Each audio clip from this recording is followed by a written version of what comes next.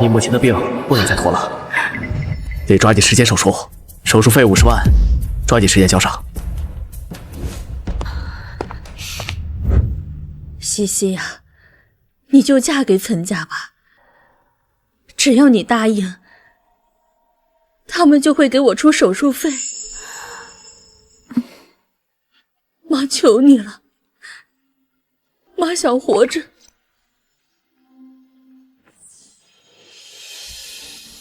阿西，你怎么淋成这样？你去哪儿了？阿泽，我们被伤上了。阿西，你别开玩笑了。我要结婚了，对方是个老祖，有钱有势，能给我50万彩礼，你能吗？阿西，你不是这样的人。如果你爱钱，当初为什么要救下身无分文的我？我当初捡到你，想着能敲诈你一笔，没想到你失忆了，我自认倒霉。后来看你长得不错，才想和你玩玩感情，你当真了？你撒谎！你真以为我能看上你？我本来就是嫌贫爱富的人。陆小姐，可以走了。阿西，你别走，我有钱，我都给你。这些不够，我可以打2份工、3份工。这点钱够干什么呀？我要嫁的是有钱人，钱才能给我想要的一切。你是他们朗诵的诗，从今以后，旁观你的故事，都是换回我个人的事。阿西，阿西，阿西，阿西，你别走！阿西，他还在追车，你别走！我求你了！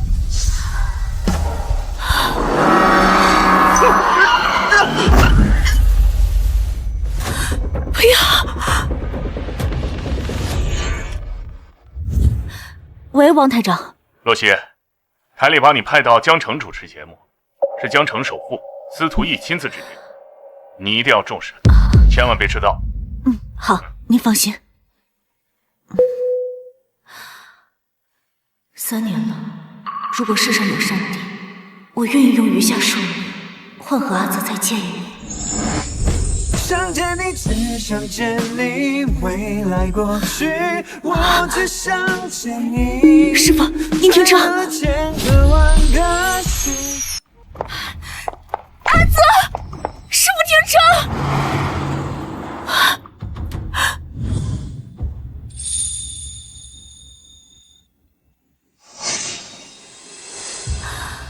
妈，在我嫁入岑家之前，能不能让我再见阿泽一面？就一面。你还想着那个穷小子呢？他已经死了。你说什么？谁让他不知死活的追着车跑，遇上车祸，听说在 ICU 躺了好几天，最后没撑过去，走了。我们都在爱情里少一点天分，所以才跌跌撞撞满身伤痕，总是要耗尽眼泪痛心的上了一课，才知道什么要割舍。我们折腾了多少上天的缘分，才发现世界阿泽，师傅停车！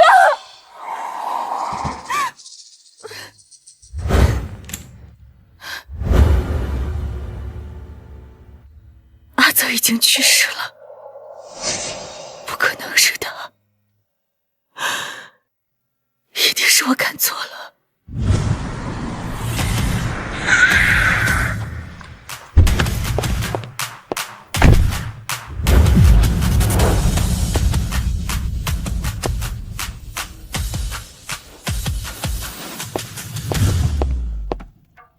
厉总，你要的洛西这3年的资料查到了，他现在是江城电台的主持人，按照您的吩咐啊，中州借鉴，绝无遗漏。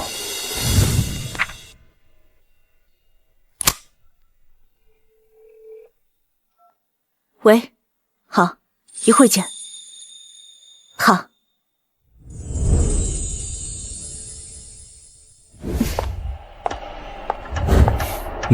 喂，王台长，我要到。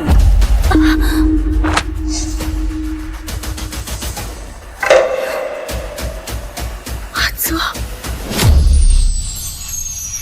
阿泽，你还活着？收出刀。我要嫁的是有钱人，只有钱才能给我想要的一切。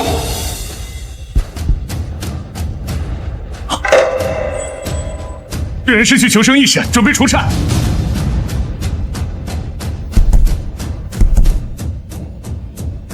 先生，病人的情况不太乐观。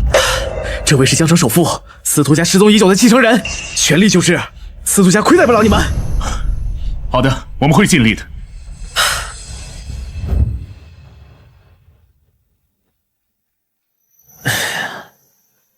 啊，少爷，你醒了。这是哪儿？1个月前，你遭遇暗杀，头部受创，失去记忆。这期间，有位洛小姐在河边捡到你，并且一直照顾你。老爷子吩咐说，要好好厚待她。后代，一个为了钱抛弃自己男友的女人，根本不配。3年了，1000多个日夜，我早已发誓，如果你敢回来，我一定让你付出代价。这位是我们江城首富司徒义先生，你乱叫什么？司徒义，请问您3年前在河边受过伤，有没有被一个女人收留过？没有。放开我！你真的不记得我了？我记得阿泽的锁骨上有条疤。不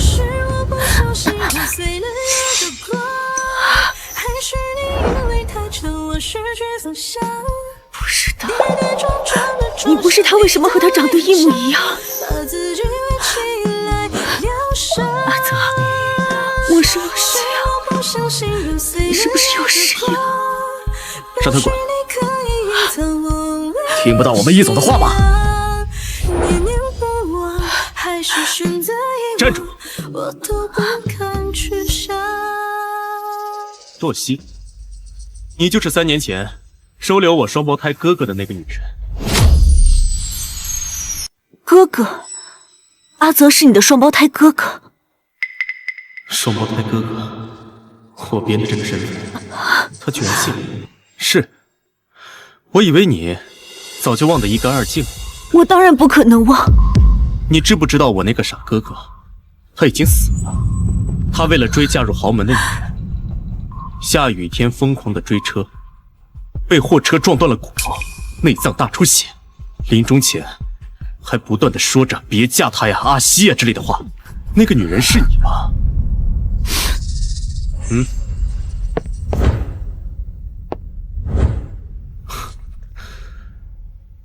洛西，江城电视台节目主持人，履历很漂亮，这3年没少往高处爬呀。是不是抛下了我哥这个累赘，人可以活得体面点？他藏在哪儿了？能让我见见他吗？洛小姐，你当初是怎么抛下我哥的？忘了？好不容易甩开我哥这个累赘，现在又想去墓地，就不怕他再次缠上来？质问你当初为什么要抛下他吧？别想着去墓地，他泉下有隐，也不会想见到你。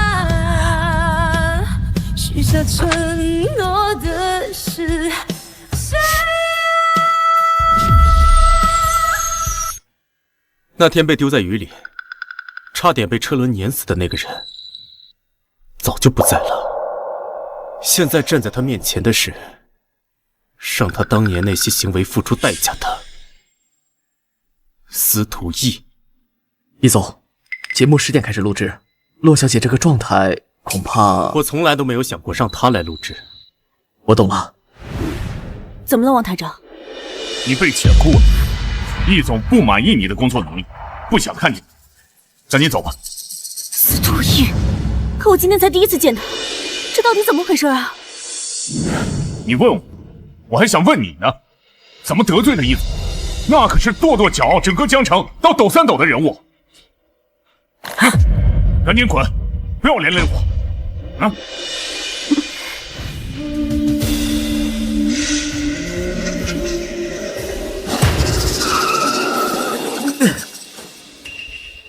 易总，是洛小姐。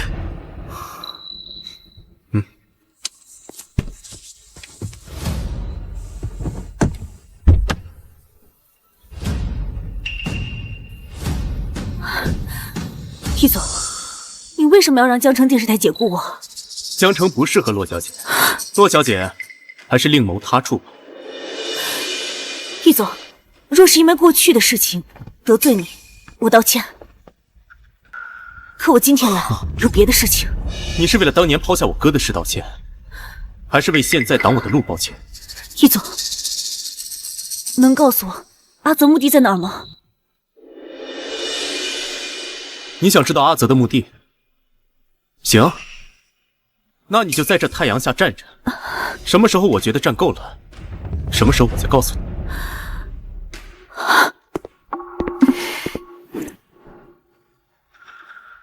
易总，现在外面温度有40度，他已经站2个小时了。很久吗？那天我可是等了1天1夜。我要结婚了，对方是个老总。你下楼问他，下雨天等人的滋味如何？可现在没下雨啊。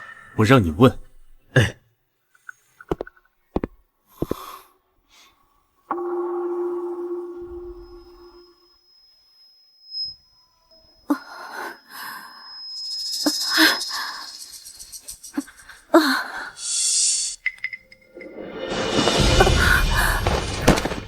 杜西，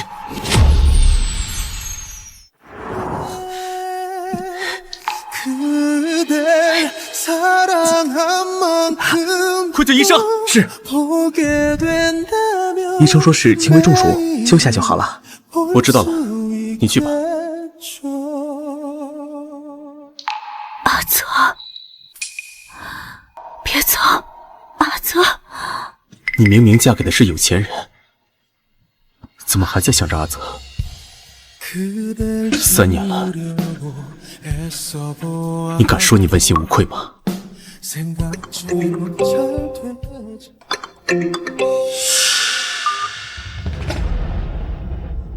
阿星啊，听说你工作调动到江城了，我来陪你了。现在我刚到机场，来接我吧。他没空。你是谁？让阿西接电话，我警告你了，我是他的。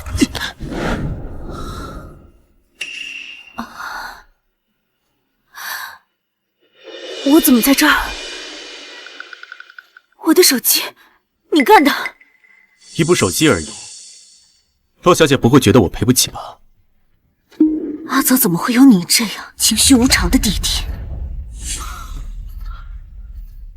简直不可理喻！洛小姐，能不能做我的情人？你说什么？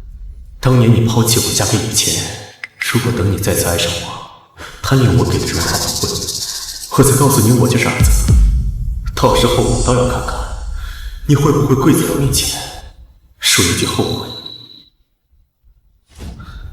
你年轻，工作正经，背景干净，你适合做情人的最佳标准。司徒一，你到底想干什么？你上午把我从电视台解雇，中午把我晒得中暑，现在又让我做你的情人，你是疯了吗？我只是好奇，我哥为什么在临终前还惦记着你？他对你掏心掏肺，你却要着急走，把他丢在雨中，任由车祸碾压。现在你看到一张跟他一模一样的脸，你慌不慌？我要走了。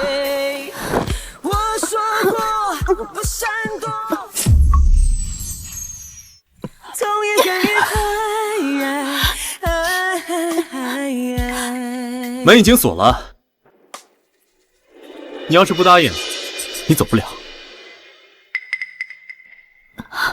你别过来！洛小姐，你这是做什么？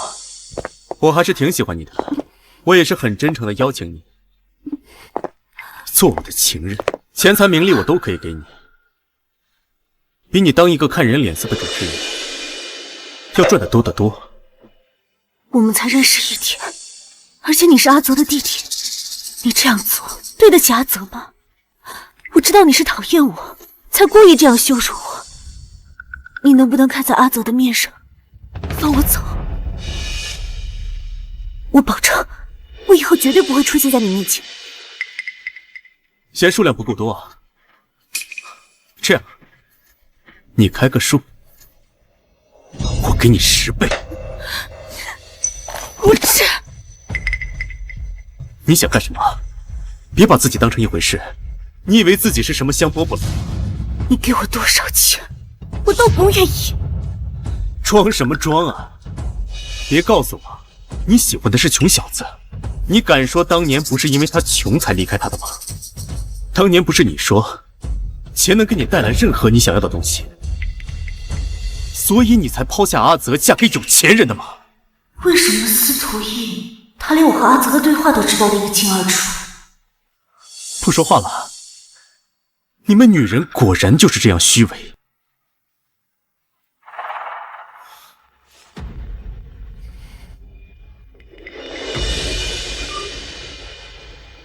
易哥哥，晚宴已经开始了，你怎么还没下来？宾客都在等着敬酒呢。让你亲眼见识有钱人的纸醉金迷，我就不信你还这么借口。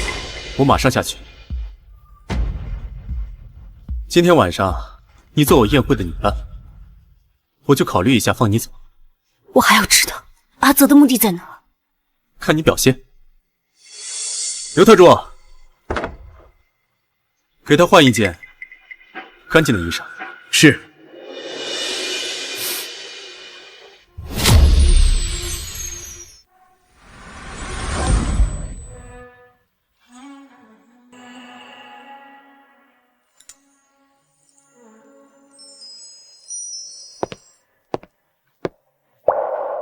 你最好告诉我，你说过的，今晚之后，你会告诉我阿泽的目的在哪。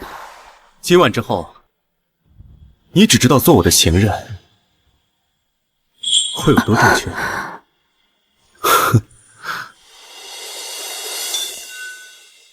听说这些都是李小姐的未婚夫司徒逸准备的，默默，你好幸福呀！那是，太羡慕了。哎，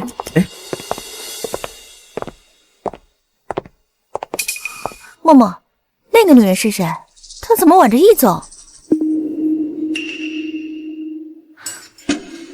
逸哥哥，这不是被你换掉的那个主持人洛曦吗？她怎么在这儿？她不该来这种场合。来人，把她带走。我现在就走。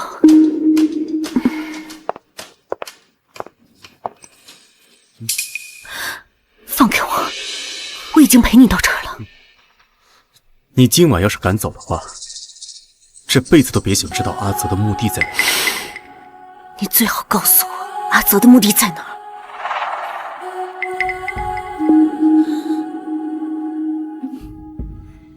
久闻司徒先生和李小姐订婚喜讯，我敬二位一杯。有了婚约，还敢和别的女人不清不楚，他跟阿泽半分都不像。诸位，洛小姐是我旧相识，敬她就是敬我，还希望诸位不要放过她。司徒逸，在座的各位都是有头有脸的人物，洛小姐不会失礼吗？还是说你不想知道阿泽的目的在哪儿？洛小姐，赏脸喝一杯。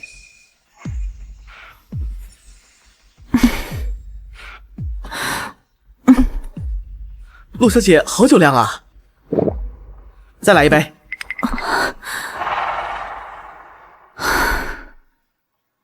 原来是我想多了，易哥哥只是在叫醒，给他难堪罢了。洛小姐啊，没事吧？活的人你也敢动啊？我从未见过易总如此动怒，这洛小姐恐怕和易总的关系不一般啊。可看起来没什么特别的呀。红妹姐可勾引易哥哥。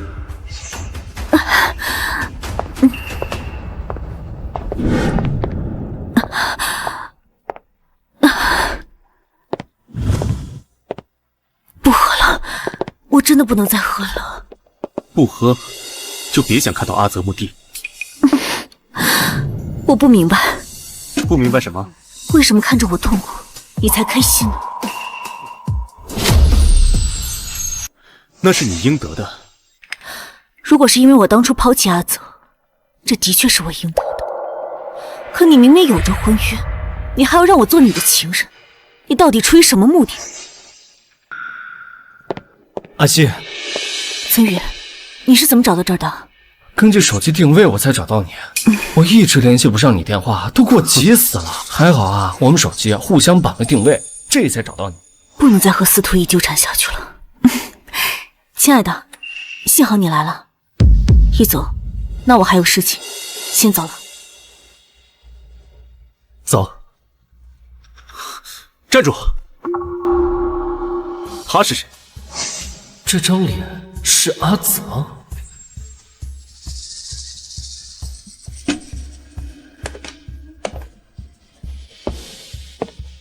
咋整地上了？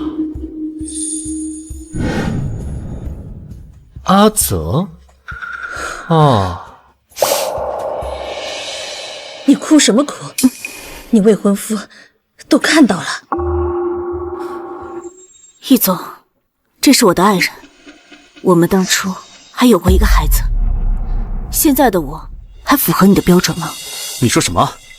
这个洛西由不得。我们走。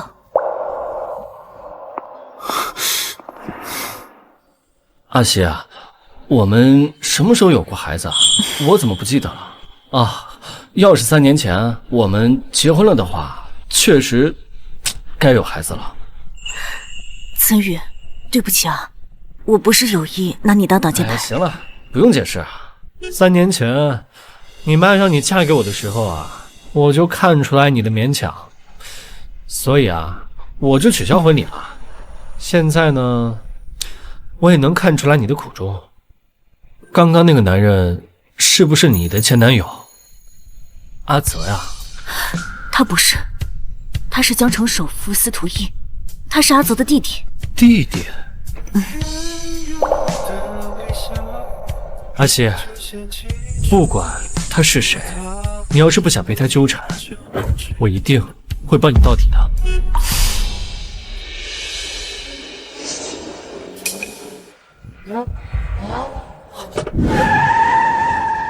阿西，快下车，有人堵我们！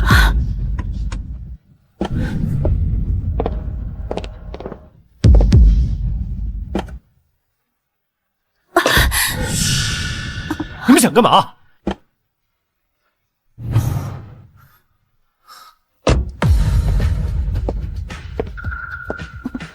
洛西，过来。洛西，过来。堂堂江城首富，司徒家的义总，你们就这么兴师动众？你们是要当街抢人吗？哪怕是别人的妻子吗？哼，把他们拉开！不要！你敢对人一根手指头，我跟你没完！上车，要不然我今天找人废你手脚。疯子，你哥善良细软，可身边从来不会有这么多恶人，也更不会像你这样心狠手辣。动手！松手！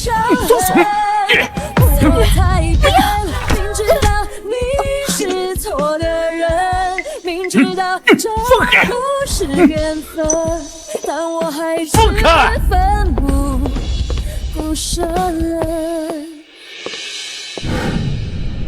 易总，洛小姐毕竟结婚了，你这么不计后果的行事，会不会不太好？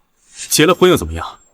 她能为了钱和别的男人在一起，也能为了钱和别的男人分开。你是打算拆散他们？她欠我的，一辈子都还不清。你觉得我会让她和别的男人过得舒舒服服的吗？哼！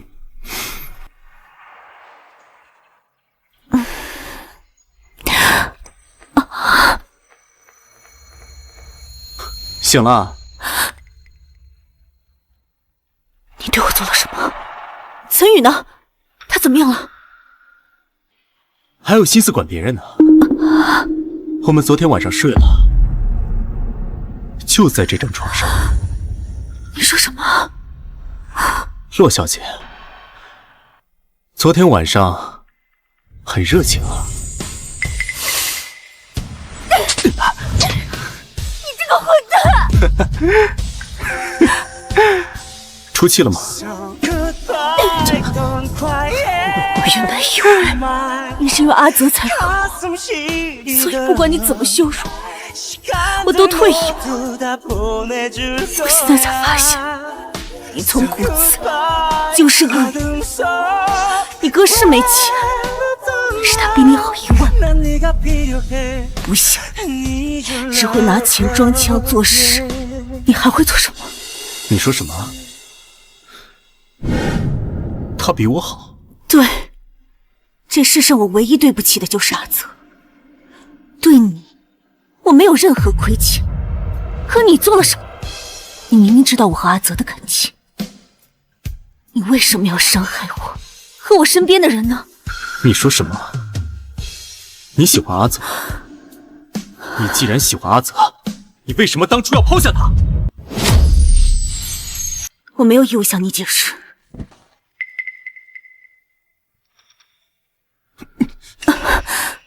和岑宇离婚？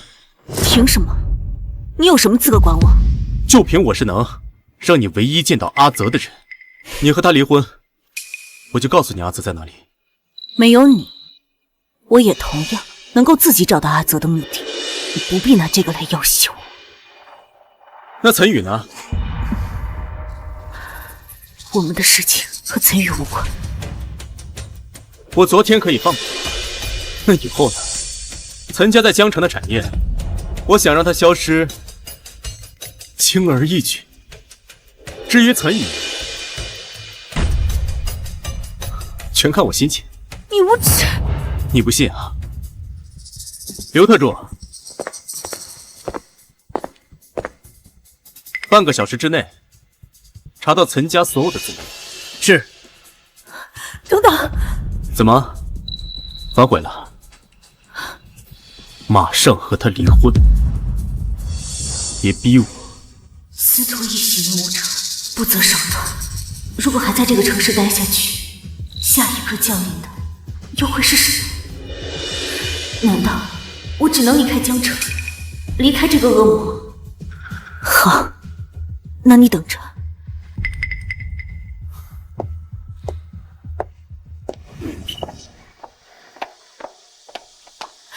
你好，我要订一张明天去 A 国的机票。洛小姐，我想请你喝杯咖啡。易总，这是您要的岑家产业和岑宇的资料。资料显示，岑宇未婚。你给我错的资料？不可能啊！难道岑宇和洛小姐根本就没结过婚？他没结婚，他骗我。我要找他问个明白。易总，我知道他在哪。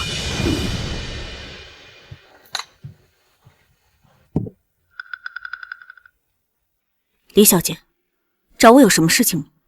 说吧，要多少钱，你才肯离开易哥哥？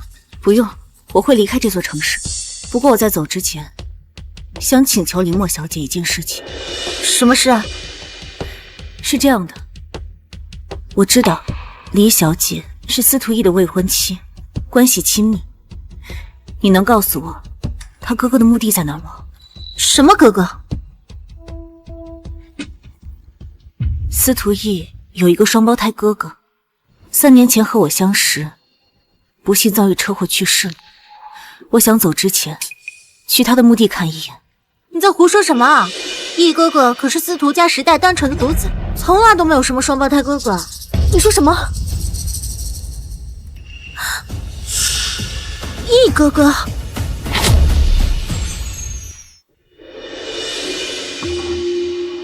司徒毅根本没有哥哥，那眼前这个和阿泽长得一模一样的，就是阿泽。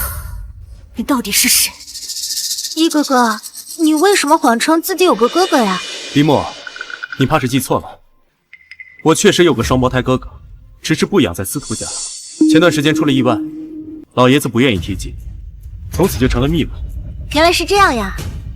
洛小姐想知道什么，大可以亲自来问我。只要付出一些筹码。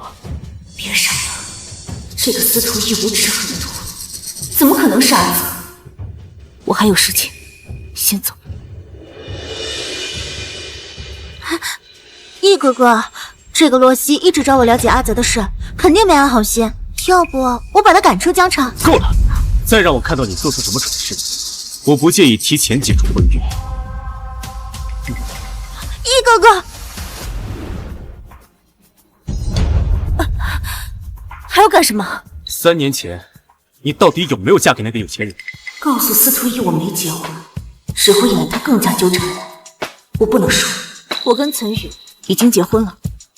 那你告诉我，为什么岑宇的资料上显示至今未婚？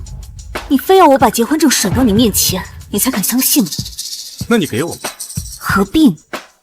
你好歹也是堂堂义子，你就不怕我把昨晚咱们上床的事情告诉李小姐？反正我已经丢了工作，我也无所谓跟你撕破脸皮。义祖也不想黄了婚约吧？你觉得我会在乎吗？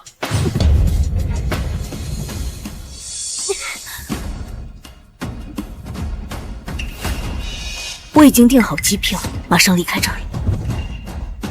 你订了机票，去哪儿？他宁愿撒谎和岑宇结婚，宁愿买飞机票离开，也要摆脱我。跟你没关系，还给我！说，你订了机票，要离开去哪儿？去哪儿？我已经丢了工作，在宴会上丢尽了脸面，还被你……我要不是看在你是阿泽弟弟的面子上，我早就报警。都是你步步紧逼，逼得我离开这座城市，离开我和阿泽待过的这座城市。那就不要离开。为了阿泽，别走。这双眼睛，我又生出不该有的幻想了。当年你抛弃阿泽，现在凭什么说走就走？想都别想！司徒毅，你到底要怎样才肯放过我？你不是想知道阿泽的墓地在哪吗？怎么现在又不在乎了？原来你就是这么一个假情假意的人。当年抛弃过阿泽1次，现在又想抛弃他第2次是吗？司徒毅，我跟你说了，我不会给你任何机会离开我。留下来，明天准时去台里。如果你让我满意的话，我会把阿泽的墓地告诉你。司徒家连阿泽的存在都当成一文无着，想来墓地也只有司徒毅知道。眼下没有别的办法，不如先答应他。好，我可以留下来，不过你不能再逼我做我不想做的事情，否则我立马离开。这是什么？这是什么？别碰我！还在为阿泽守身如玉呢？你身上的哪一点我没看过？哼，这么宝贝这个东西，我倒要看看这是什么。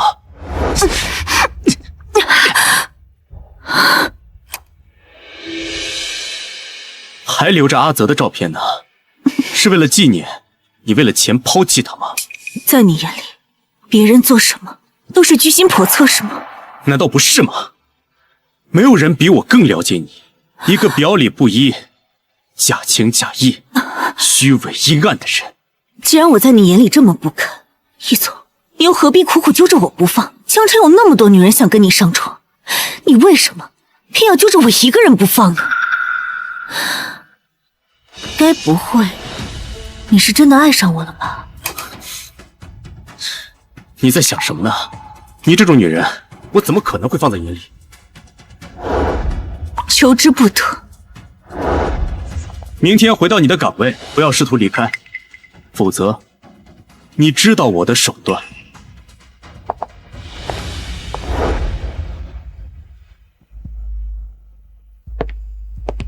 小伟，听说这次是台里重点项目，采访嘉宾是谁啊？采访嘉宾是易总、李小姐，里面请。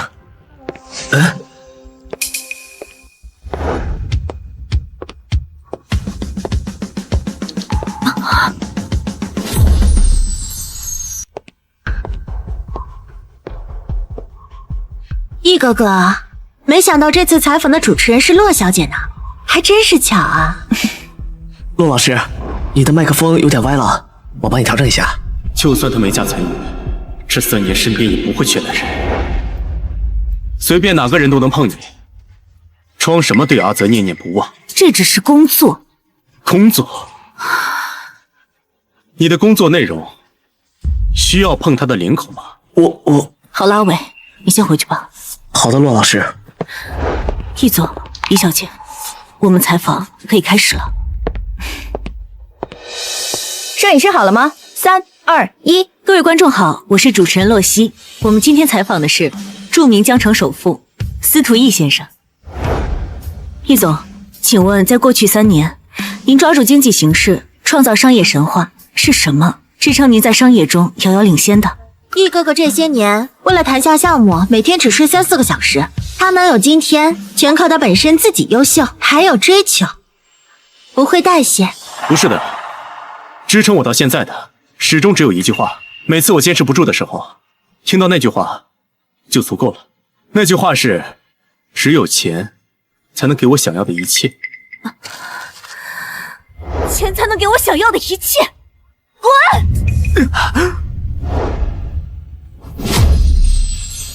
！3年前那个雨天，是我说出了这句话。他这是在替阿泽报复我，还是他根本就是阿泽？洛小姐，怎么了？我们继续下一个问题。别急，我还想跟观众讲个故事。不好意思，我们没时间了。我有个朋友，3年前，他女朋友因为钱抛弃了他。从那个时候开始，他就拼命的赚钱。他发誓一定要等他赚够足够的钱。那个时候，看他还有什么理由拒绝他。易哥哥，你朋友好可怜啊。这3年，他无时无刻不在等他回来。1年又1年，他朋友已经跟他说不要再等了。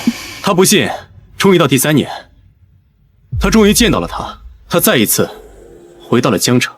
然后呢？他想过无数个重逢的时候，他会对他说什么。现在他想到了，那就是他会不会后悔抛弃过他，哪怕一瞬间、1分1秒。导演，不好意思，我要暂停一下录制。震爆！这么大新闻，怎么能中断？继续录。洛小姐，不如你来回答这个问题，说说他会不会后悔吧？我觉得每个人都有后悔的时候，只不过他们都有自己的难言和苦衷罢了。苦衷？什么苦衷？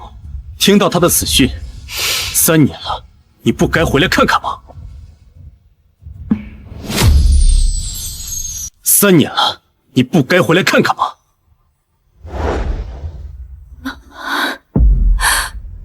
妈，我求你把护照给我吧，让我回国再看一眼阿泽。你要是再去找阿泽，我就停药。让你看着我死，我是不可能放弃岑家这棵摇钱树的。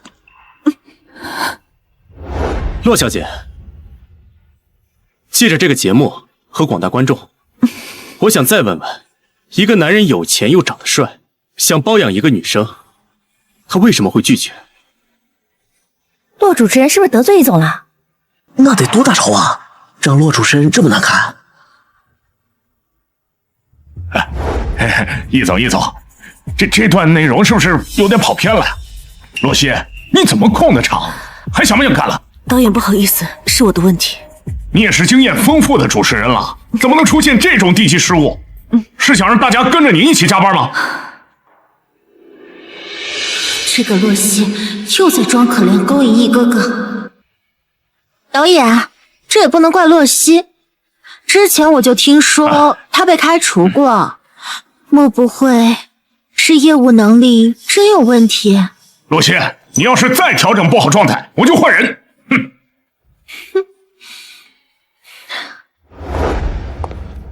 大家加班辛苦了，我请大家吃下午茶。哎呦，谢谢。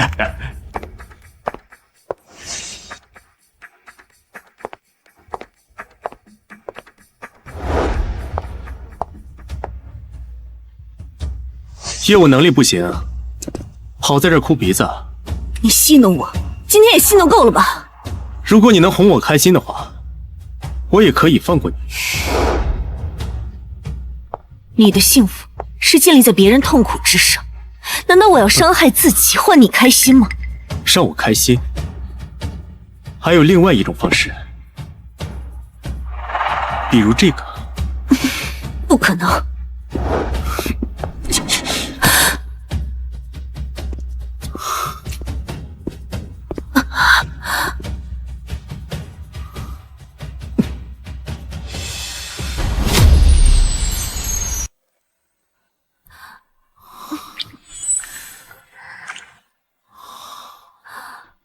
为什么我总是抗拒不了他？仅仅是因为他和阿泽有张相似的脸吗？你对这个吻有感觉，对不对？你们在干什么？来，大家来喝奶茶。谢谢。易哥哥，给。林小姐，不好意思，我们易总从来不喝草莓味的，换一杯吧。阿泽也不喜欢草莓，司徒逸是他弟弟，口味像也正常。那易哥哥还有什么忌口吗？我都记下了，这样以后就不会弄错了。那可太多了，我们易总啊，从来不吃鱼肉，鲜有腥味儿。吃饭的时候，这葱姜蒜必须挑得干干净净，不然那是一口都不吃。太像了，怎么会这么像？这世上真有这么巧的事情吗？司徒逸没有疤，他不是阿泽，阿泽已经死了。闭嘴！对了，易哥哥，我记得你的脖子上有个疤，现在怎么没了？这怎么有粉底液啊？你说什么？易总为了遮盖脖子上的伤疤，用了好多粉底液，千万不能被罗小姐看穿了。什么伤疤？你记错了。不会啊，我明明记得。林小姐，易总啊，身上哪里磕了碰了，我最清楚。他身上这块地方根本就没有过伤疤。至于粉底液，肯定是今天化妆师化妆的时候涂多了。哎，林小姐，你这有点晕妆，走，我带你去找化妆师，走。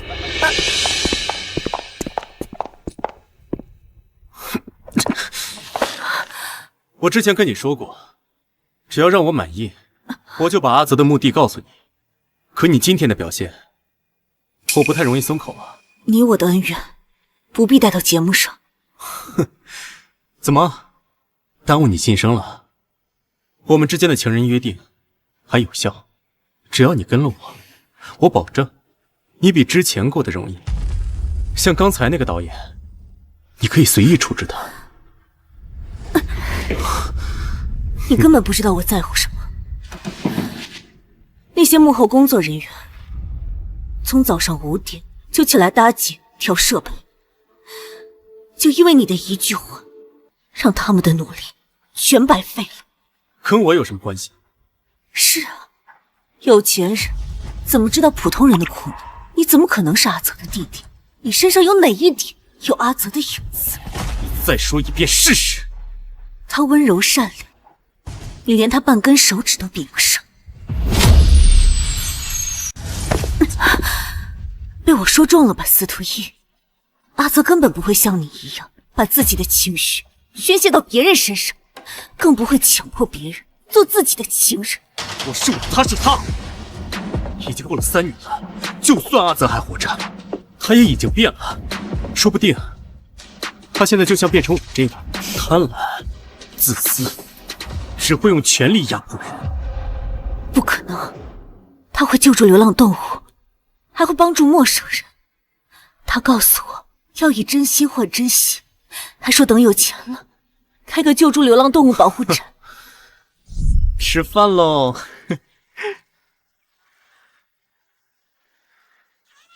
你会像对小猫一样对我好吗？连猫的醋你都要吃啊！以后我会对你们每个人都好，尤其是你。他早就忘了这些承诺。3年了，什么都会变，连你都会变得不爱他。你难道还觉得他是个会救助猫、救助狗的傻小子吗？你不是他，你凭什么这么说他？我就是他。你说什么？你说什么？我是他亲弟弟。我了解他，比你了解的更多。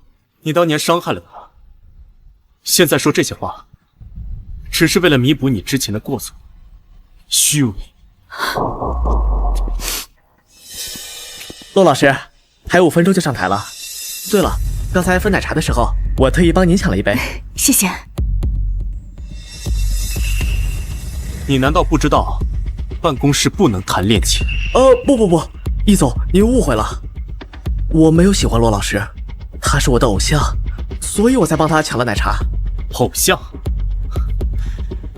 又是摸耳朵，又是特意给他送奶茶。从今天起，你被开除了。啊！你不能这么做，司徒逸。阿泽最讨厌仗势欺人了，你这样做对得起阿泽吗？出去。好。不能喝。为什么？他给你的你就喝。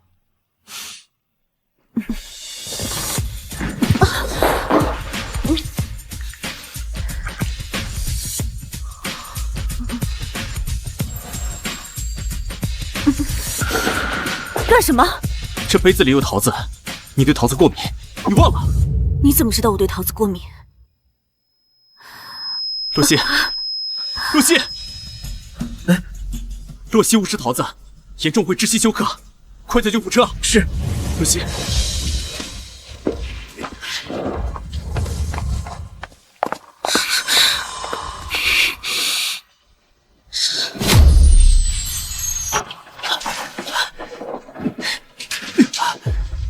全力救治，用最好的医疗设备。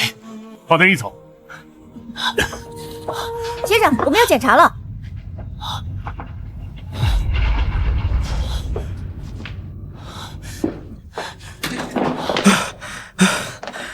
没想到那边堵车。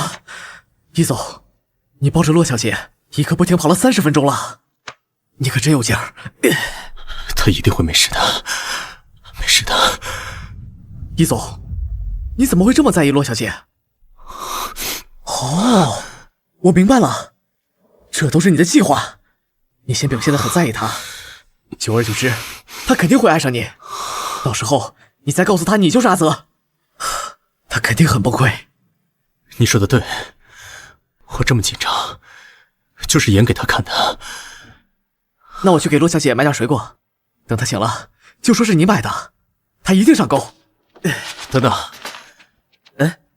你不了解她的忌口，万一让她再住院，我不想再背她第2次。我去。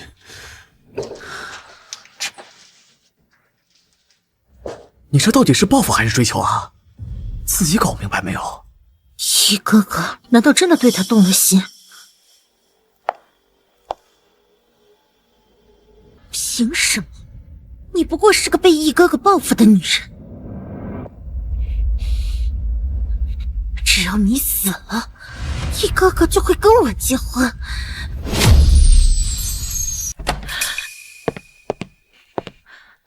李小姐，你怎么在这儿？你醒了，我有话要跟洛西说，请你出去留他住。可我刚才看到你在动洛小姐。没事，我相信林墨小姐不会对我怎么样的。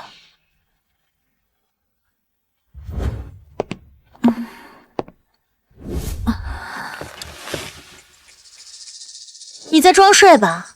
想必你也知道我刚刚想要对你做什么。我承认，我想让你消失。李小姐直言不讳，我欣赏你。少来这套！要不是你，易哥哥早就跟我结婚了。你就是个小三！我现在就要叫记者曝光你这个主持人，让你在京城彻底混不下去。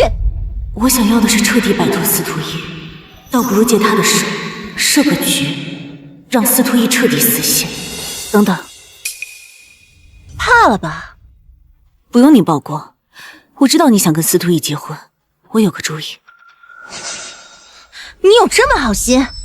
今晚我帮你把司徒逸约到酒店，让你们生米煮成熟饭。到时候我再找记者曝光，司徒逸就算为了脸面，也不可能跟你退婚。到时候你们就可以名正言顺的结婚，怎么样？愿意合作吗？哼，你最好别让我失望。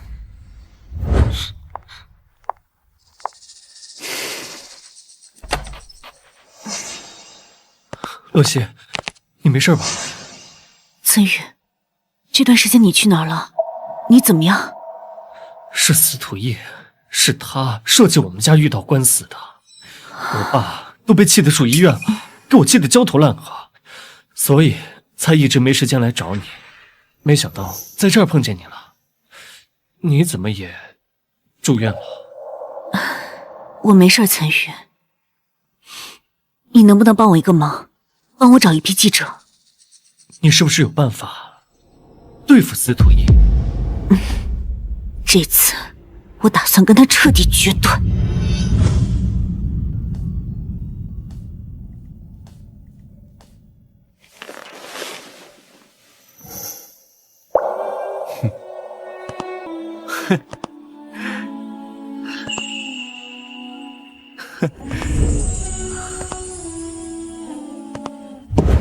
洛西，你不知道自己对桃子过敏，这3年你就是这么照顾你自己的。到这个时候还觉得他是阿泽？你怎么知道我对桃子过敏？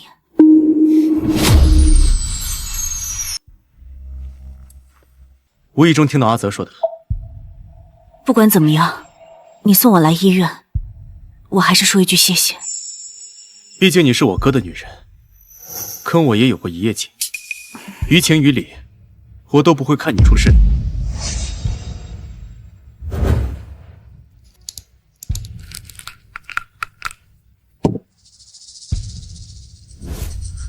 吃了药，别让我哥在天上担心。司徒逸，你这辈子都要揪着我不放了是吗？你欠我哥的还没还清呢。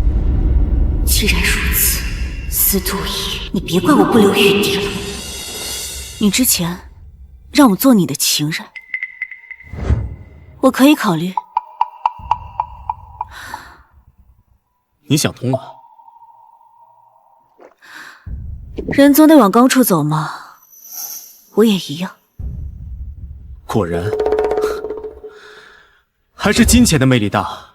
3年前你为了50万彩礼抛下我哥，3年后你为了名利做我的情人，我一点都不意外。你总是这么嫌贫爱富。是啊，易总说的对。既然如此，那也没什么好说的了。今晚8点，顶峰酒店8616间。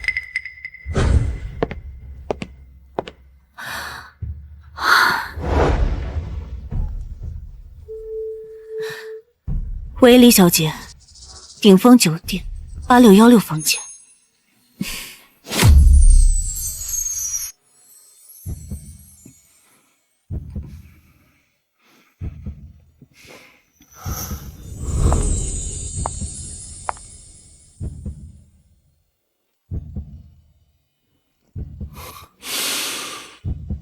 我没想到你会来，真的愿意为了钱做这些吗？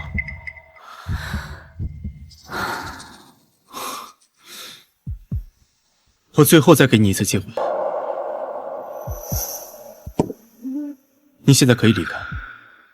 不用，我会把你当成阿泽，度过这一晚。脱吧。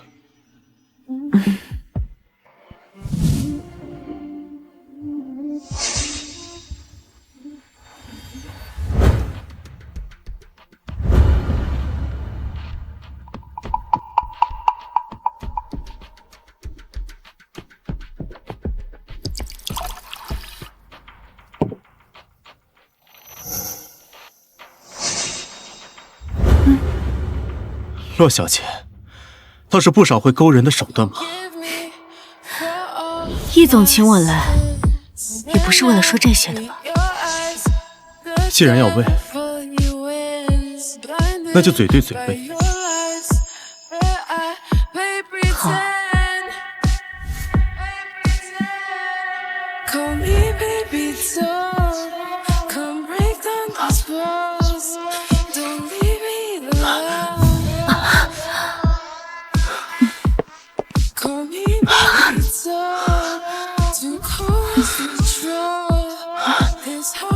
司徒一，我已经陪你来酒店了，你该告诉我阿泽的墓地在哪儿了。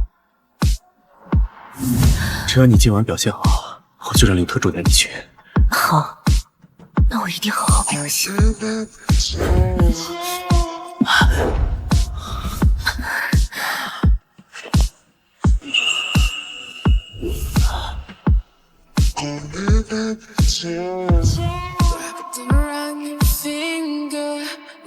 司徒一，司徒一，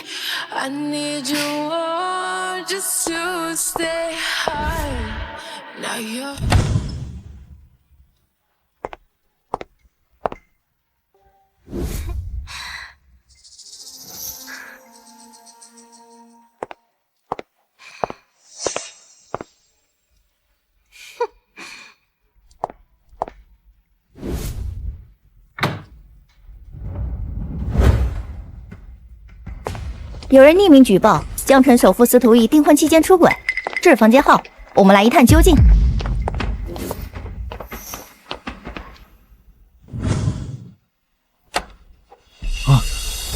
易总，有人秘密爆料你背叛李小姐，请问床上的这位是你的出轨对象吗？易哥哥，李小姐。她不是易总的未婚妻吗？原来易总没有出轨。那个姓曾的，给我们爆假料！滚出去！都给我滚！对不起，易总，我们这就走。等等，各位记者朋友，我跟易哥哥的婚期将至，还请各位多宣传宣传。好好，李小姐，你放心吧。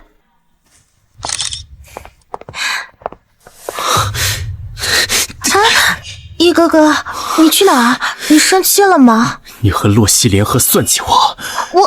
我没有。滚！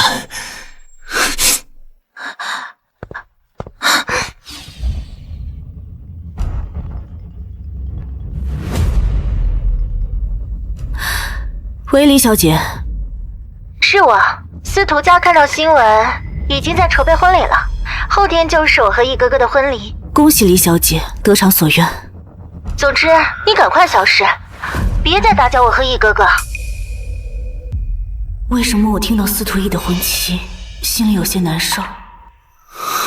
洛西，你为什么要算计我？你为什么要这么做？就这么恨我吗？司徒一，你所做的一切哪一点不值得我恨你？你应该庆幸，我迷于你的时候，没有趁机阉了你。你以为这样就能摆脱我？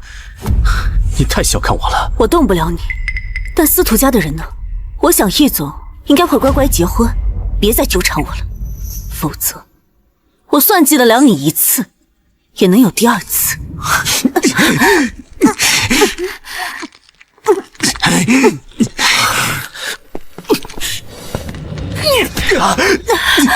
洛曦，你没事吧？我来晚了。你伤了他，他不会放过你的。你快走！我不走，我不能看着他再欺负你。阿西，我流血了。你流血了，就去医院吃。你以前从来舍不得我流血，我就是身上有一个疤，你都会心疼很久的。你说什么？为什么你变成这样？你别再拿我和阿泽过去的经历说事了。你是司徒逸，不是阿泽。你再过来，我的拳头可不长眼。子宇，你出去吧，我自己跟他聊。放心吧，他不会对我做什么的。好，我在门口等你。司徒逸，过去这3年的事情，你忘了吧？我想阿泽也不想看见你这么难过。过去？凭什么说过去？最没有资格说过去的人应该是你，是你杀害了天真的阿泽，是你把他留在痛苦的回忆里。我难道不应该恨你吗？我不能恨你吗？凭什么你一个人活得好好的，为什么就把我困在回忆里？凭什么？凭什么？阿泽是你弟弟，阿泽离开，你深受折磨，我理解。对不起，司徒逸，这句道歉晚了3年，但我想应该也够了。后天就是你的婚礼了，你跟林墨好好过日子吧。以后你走你的路，我走我的路，人总得向前看。向前看，你懂，你比我懂。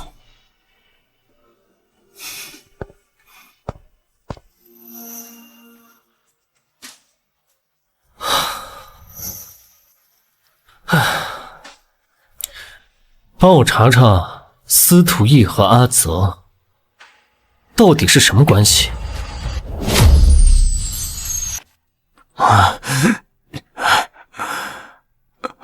你所做的一切，哪一点不值得我恨你？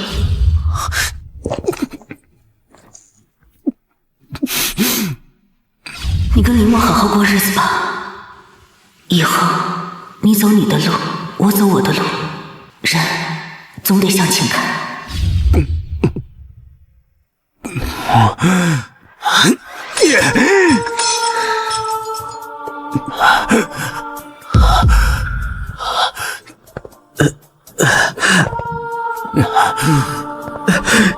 易总，你的手还有额头怎么都受伤了？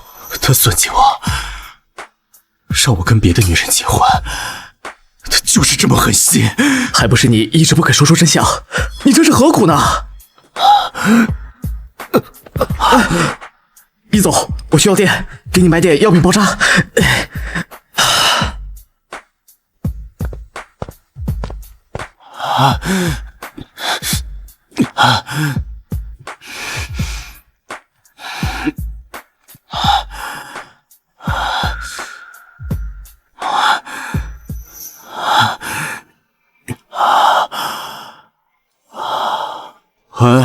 阿西，别不要我。司徒逸，你怎么知道我的电话？你喝醉了。喂。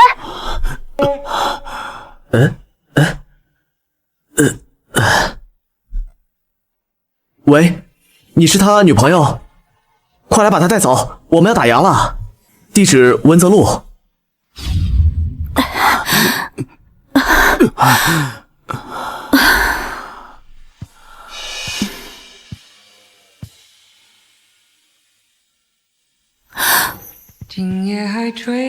这首歌是我和阿泽最喜欢的歌曲。司徒逸怎么会把它设置成铃声？他的确知道很多我和阿泽的过往，但他每每提起，也无非是恶心我、报复我罢了，没必要把这首歌设置成铃声，这说不通啊。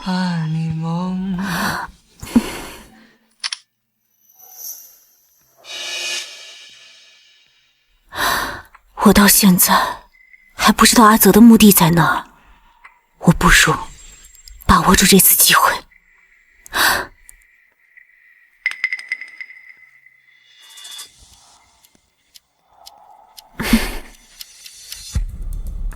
明天早上10点，带洛熙去阿泽的墓地。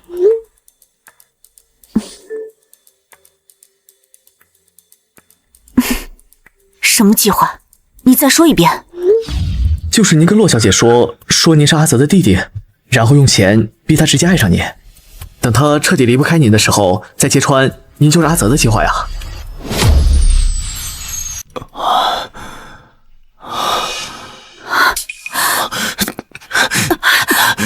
你怎么在我家？不管什么计划，想来也都是报复罢了。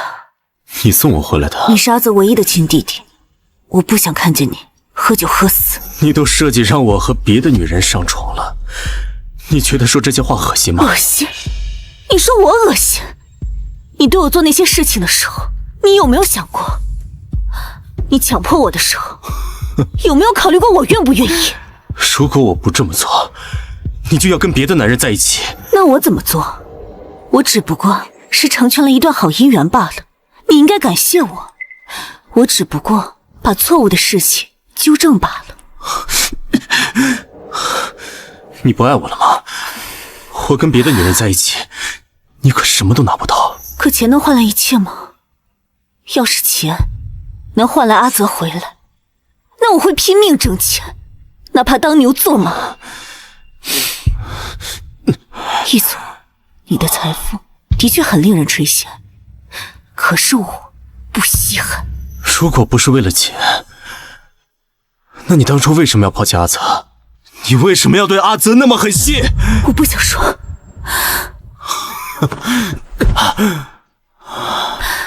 对了，我昨天只不过是迷晕了你，你和李默什么都没有发生，所以那一晚你到底有没有对我做过什么？你说呢？孤男寡女共处一处，还喝了点酒，能做什么？司徒逸，我真是一点都不后悔我算计你，甚至后悔没有对你下耗子药。明天祝你新婚快乐。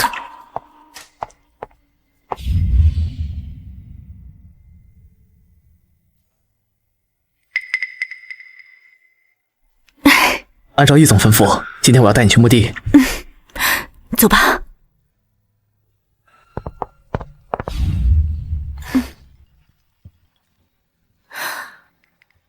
你现在在哪儿？我查到一些资料，我想和你见面聊聊。什么资料？你等我先去了墓地再说。阿泽墓地？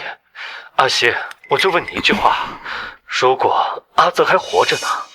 我知道你是在安慰我，但是我已经在慢慢试图接受这一切了。不说了，我先到了。到时候再说吧。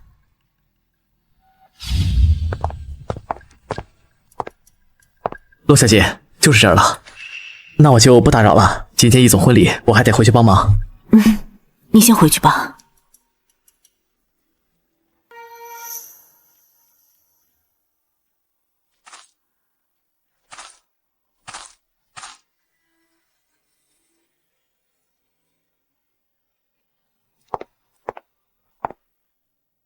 阿泽，我来看你了。你是这个墓地什么人啊？哦，是这样，前2天收据发票忘给了。什么发票？有钱人真是贵人多忘事啊。有个姓司徒的，前2天刚买的这个墓地。刚买的墓地？是啊，连骨灰都没放，真是奇怪。好，谢谢。这是怎么回事？我得找刘特助问个明白。刘特助，易总，今天是你婚礼啊，你怎么跑出来了？是谁让你带洛西来阿泽墓地的？易总，是你昨晚在微信上吩咐我的。蠢货，那微信根本不是我发的，是洛西趁我喝醉在套你的话呀！啊，原来是这样。不过你放心，那块墓地他肯定看不出来任何问题，他绝对想不到你就是阿泽，毕竟谁会没事自己给自己买墓地？闭嘴！阿泽，为什么？为什么要骗我？司徒已经是我找了3年，念了3年的阿泽，那些难堪的指责，刻意的刁难，全是他故意的。洛小姐，我刚才跟易总就是随便聊聊墓地的事儿，你想多了，谁会没事给自己买墓地呢？我刚才就是脑子一抽，随便说的。骗我有意思吗？洛小姐，事情真不是你想的那样。哎，洛小姐，你别走啊！你听我解释。易总，都怪我嘴巴没个把门的，你快去拦着洛小姐，我肯定能解释清楚。他算计我，我诓骗他，公平的很。他算计我，我诓骗他，公平的很。哎，易总，洛小姐，啊，这可怎么办呢？这，易总，要我说啊，今天这事儿啊，倒也不全算是坏事。虽然说洛小姐阴差阳错的撞破了真相，提前知道你就是阿泽，但是这事要是反过来想，要是没这茬，你今天就得按照计划和黎夏小姐结婚了。要是真到了那一步，你和洛小姐就彻底没可能了。可能？有什么可能？我假扮阿泽的弟弟，就是为了刺激报复他。我只是想发泄这3年的恨意。我和他根本就没什么可能。你真这么想？那你让我怎么想？你让我想，他是怎么算计，把我送到别的女人床上，让我想怎么像个没事人一样让我往前看，怎么像明明知道我是阿泽之后，却毫不在意的往前转身就走。他问了你2句话，你都没回，他才转身走的。我已经够憋屈了。3年前我被他丢在雨里，3年后我又被他这样算计，凭什么要迁就他？凭什么要先低头向他解释？行，易总，我不说了。哎，不过眼下还有个麻烦，你今天当众放了黎家鸽子，等于说是逃婚了。老爷子那边恐怕也没法跟黎家交代，黎家那边肯定也不会善罢甘休的。易总，易总，你说我在他心里还排得上号吗？为什么他总是可以轻而易举，毫不在意的伤害我，并且没有一丝惭愧？你这哪是在问我呀？分明是自己跟自己较劲儿。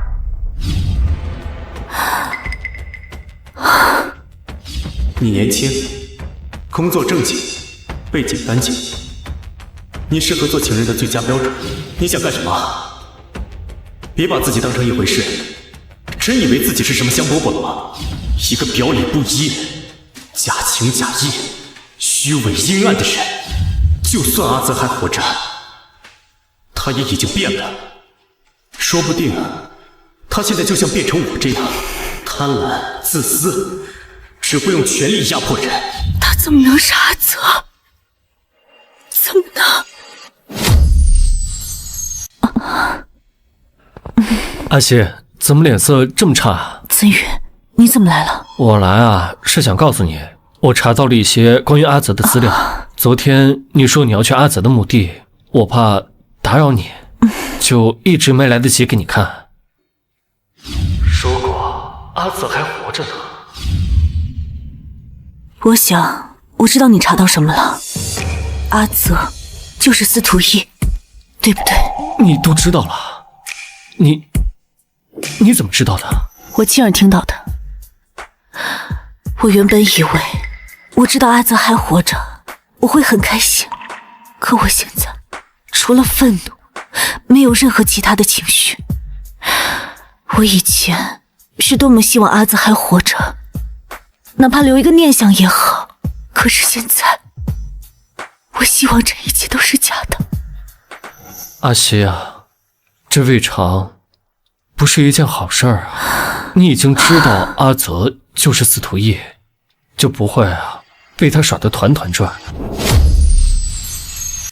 阿西，我知道，你一直觉得3年前的事儿是你欠司徒逸的，你欠他一个解释，欠他一个真相。可他呢，要是个真男人的话，就该当面和你对峙，何必这样遮遮掩掩，下这种套，伤害你呢？况且啊，他呀，早就有未婚妻了。这3年，你一直抱着阿泽的回忆，自我折磨。他呢？他呀，早就抱着美人入怀，享受豪门生活了。阿西，你也不必为了这样的人，一直活在愧疚里吧。现在啊，真相已经揭开了，你更该看清，他呀，早就不是你记忆里的那个阿泽了。是啊，现在的司徒逸不择手段，甚至设计岑家官司缠身。这3年到底发生了什么，让他变成这样？好了，岑宇，你别先关心我了，说说你吧。岑伯伯怎么样？我听说他因为公司官司急得住院，现在有没有好转啊？都是我不好，你们岑家这么多年一直帮着我，可是我却什么忙也帮不上，还一直连累你们。唉，岑伯伯他都是我不好，是我的错，是我连累你们。啊，我爸呀，他没事儿，过几天啊就该出院了。我故意逗你的。岑宇，你怎么能拿这样的事情开玩笑？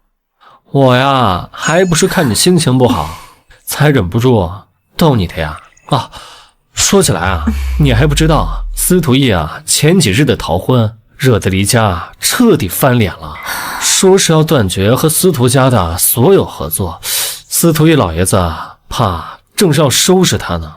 司徒逸啊，根本没有时间去管我们家的官司。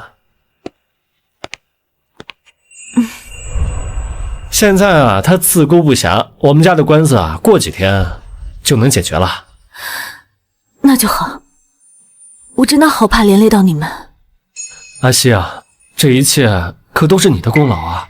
如果不是你想出法子，让司徒逸和李默生米煮成熟饭，又让我去找记者去曝光，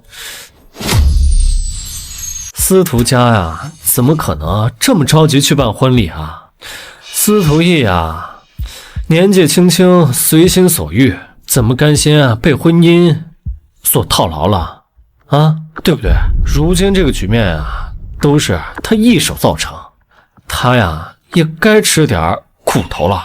哎，阿西，你是不是后悔设计他和李小姐的事儿了？我不知道，在我不知道他是阿泽之前，我对他的所有算计，都是为了让我的生活能回到正轨，为了去摆脱司徒逸。我甚至觉得，我所做的一切，都是他罪有应得。如果再给我一次机会，我还是会这么做。但是当我得知他是阿泽的时候，我心里我不知道我该怎么想。我在想，都是我不好。要是我能早点知道他是阿泽，我要是能早点解除我们当年的误会，我们是不是就不会走到现在这一步？我也不知道我们之前为什么会变成这样，我也不知道我们之前为什么会变成这样。我不知道我应该要恨他，还是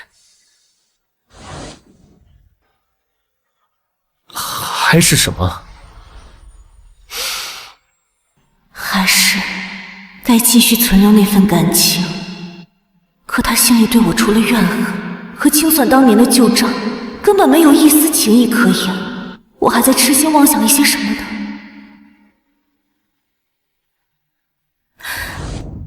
好了，岑宇，这些事情纠缠在一起说不清楚，我也不想让这些事情再连累到你，毕竟我也不想再多欠一个人情。欠人情？阿西，我们之间一定要算得这么清楚吗？没有，我只是觉得朋友之间也不应该一直麻烦，一直连累对方。朋友啊，确实，朋友之间确实该互相帮衬。你先忙吧，我就走了。哦，对了，过几天啊，我让伯母来看看你吧。我妈？我妈？你妈呀，念叨你很久了，你呀，多久没给她打过电话了？是不是？也该让她知道你的近况，给你出主意了。哎，就这么定了。洛希心里还是有司徒逸，可司徒逸根本不是她的良配。既然啊，我无力阻止这一切，就让该来的人阻止吧。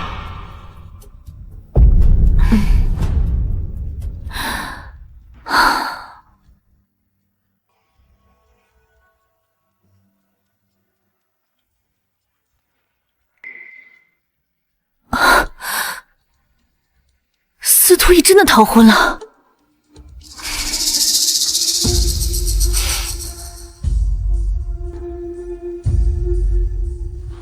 这是阿泽的电话，3年了，他还会用吗？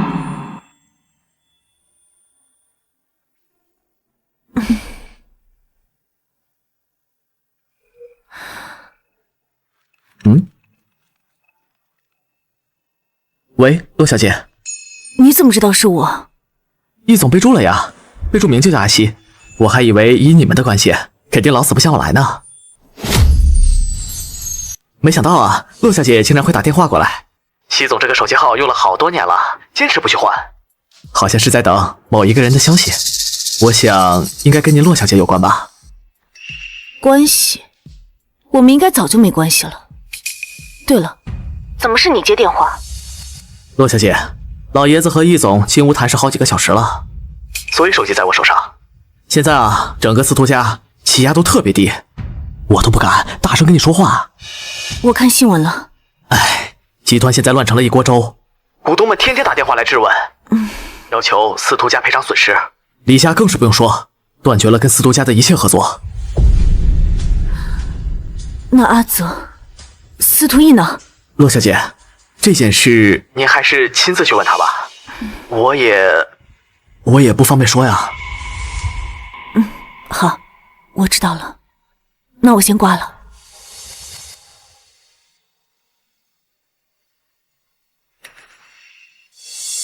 唉，老板呀老板，我能帮你搭的台阶只能到这儿了，剩下的你可得自己争口气啊。我不后悔逃婚。你这是拿集团的美来当儿戏？哼，自己看看，3天，就3天，集团市值蒸发3个亿。集团的损失，我会想办法补回来。李家的合作断了，我会找新的合作商。但你让我娶黎墨，我做不到。一燕，您早就知道我心里有其他人了，但你还是瞒着我，和黎家订了婚。这件事情就是爷爷您做的不对。我这么做不是为了你，不是为了司徒家。哼，3年前我们在江城一家偏僻的医院找到你，你车祸重伤。问你失踪了1年，发生了什么？你就是不肯说。醒着的时候就盯着窗外发呆。医生说你是情绪崩溃自伤。结束治疗后，回到了司徒家，还是整日的失魂落魄。直到后来有一天，你突然说要搞钱，越多越好。当时我在想，你失踪这1年，让你成长了不少，心里呀，别提有多欣慰。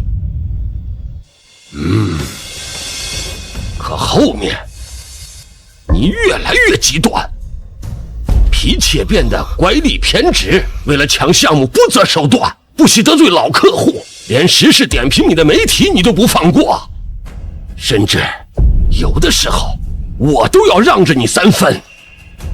爷爷，那个时候我确实做了很多错事。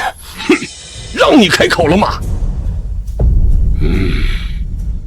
就这样，3年过去了，你把司徒集团的版图扩大了1倍，事业上确实让我挑不出错，但我知道你心里从来没有开心过1天，说行尸走肉也不为过。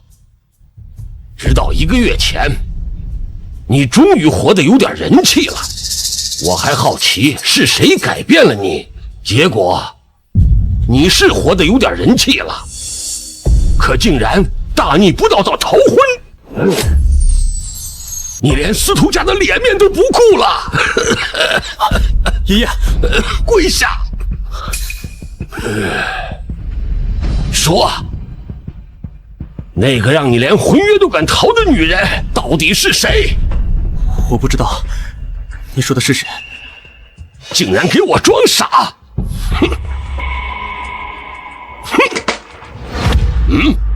就是这个女人。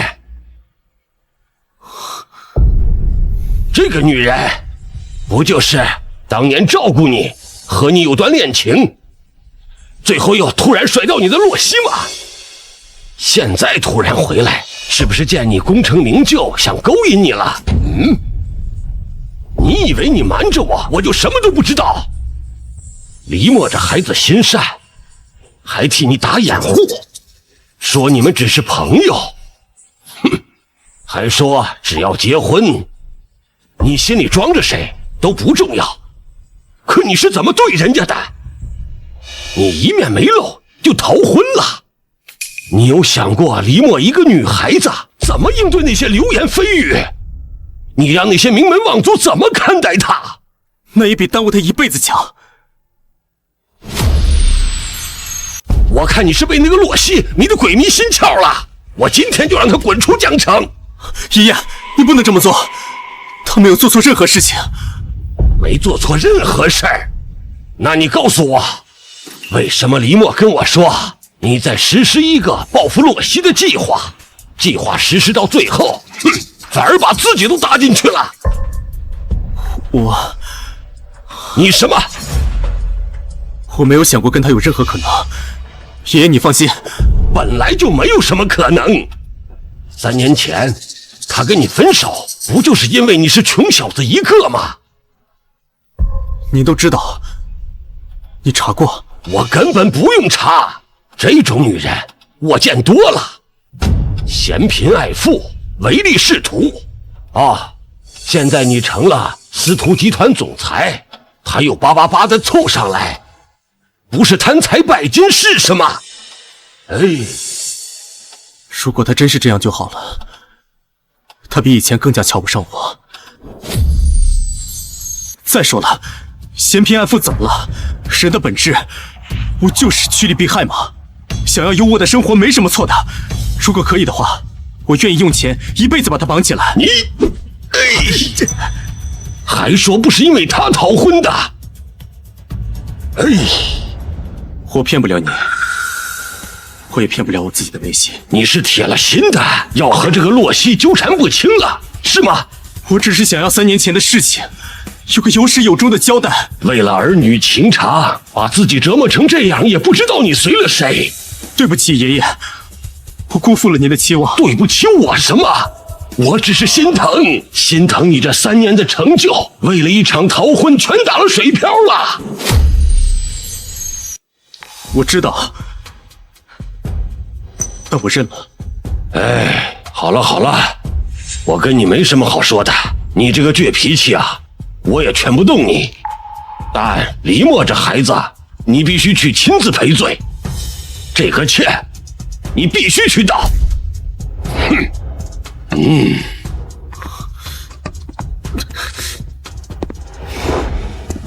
易总，你怎么一点伤都没受？老爷子没打你？我在外面听到里面噼里啪啦的，你怎么连块皮都没破？快扶我起来！哦，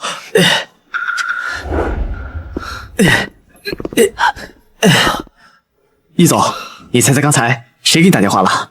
是洛曦小姐。她有什么事？打电话问你逃婚上新闻的事，没说几句就挂了。我让她有空再把电话打过来，让她亲自问你，怎么样？开不开心？让她低个头，比火星撞地球还难。你是怎么回事？为什么现在才把手机给我？易总，刚才你和老爷子那场面，那气压，我记得来吗？他居然给我打电话了，这还是3年以来重逢的第一次给我打电话。某人不是说跟洛小姐以后再也没有任何可能了吗？怎么现在自己打自己的脸？少跟我贫嘴，你不懂。行，我不懂。放心吧，洛小姐肯定会再打过来的。去帮我把西装熨好。你要出门？快去！去。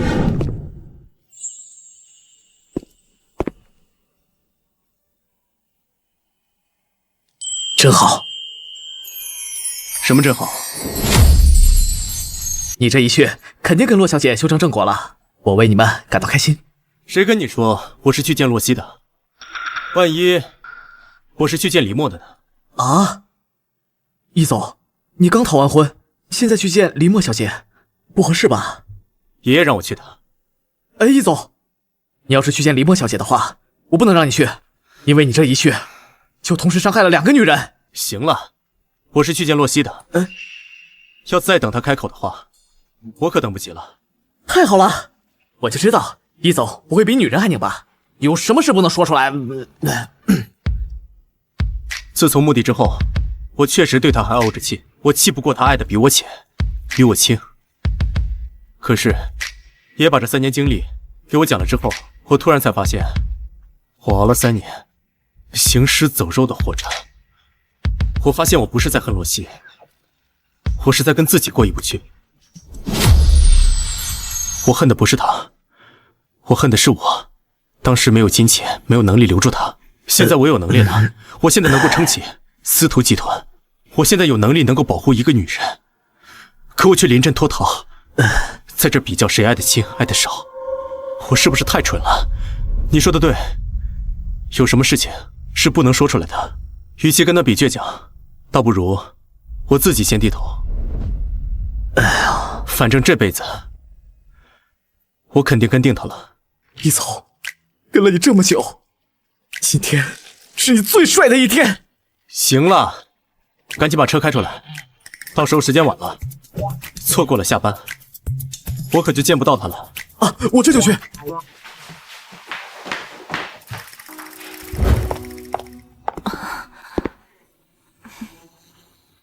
见面连个招呼都不打，就这么不想见我吗？转过来。有什么事吗？有什么事吗？现在连名字都不称呼了，这就是洛小姐的礼数。易总，我还有事情。易总，阿泽这个名字是不是被你忘得一干二净？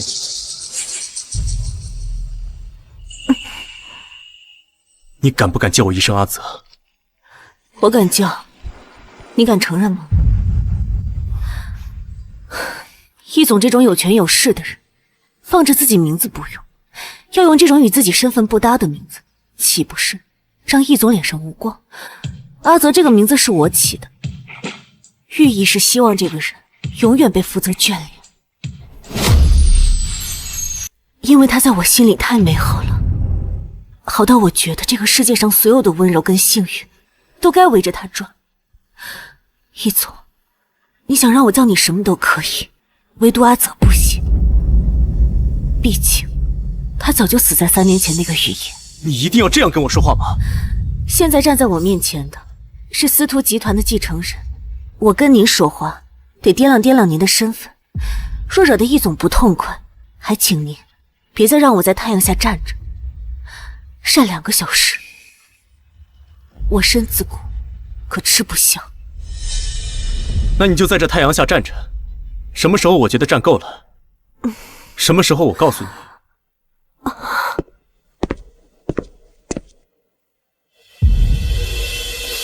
你倒倒打一耙，你算计我，让我和别的女人结婚，还叫来记者曝光，我都没来得及怪罪你，就让你在太阳底下晒了2个小时，你就记到现在。可那个女人本来就是你的未婚妻，我祝你和你的未婚妻白头到老，这叫算计。何况你身边有黎墨那样家世好的大美女，这3年你早就蜜里调油了吧？我只不过是顺水推舟，让你们名正言顺罢了，这叫算计。倒是我傻得可笑，这3年我以为你不在了，我抱着你的回忆熬了3年，直到你回来了，我以为我能问清楚阿泽在哪儿了，没想到我等来的居然是你的报复，还有相伴已久的家人。谁说我跟黎墨蜜的调油了？你看到的就是真的吗？再说了，我又是为谁逃的婚？你逃婚和我有什么关系？这几天我不来找你，你真的不打算来见我一面吗？你就给我打了一通电话，然后就躲起来。要是我跟黎墨真的结婚，我们就……别说了。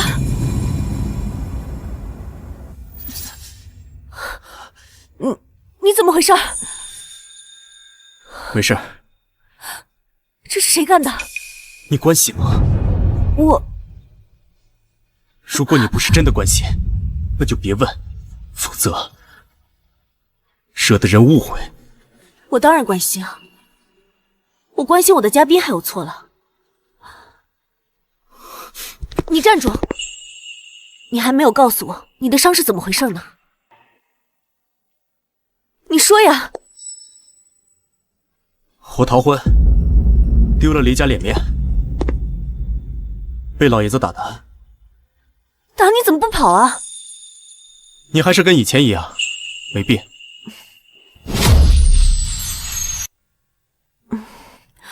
那个，你怎么不去医院啊？去了医院，还怎么能出现在这儿，换上你几句关心？我其实来，就是为了这件事情。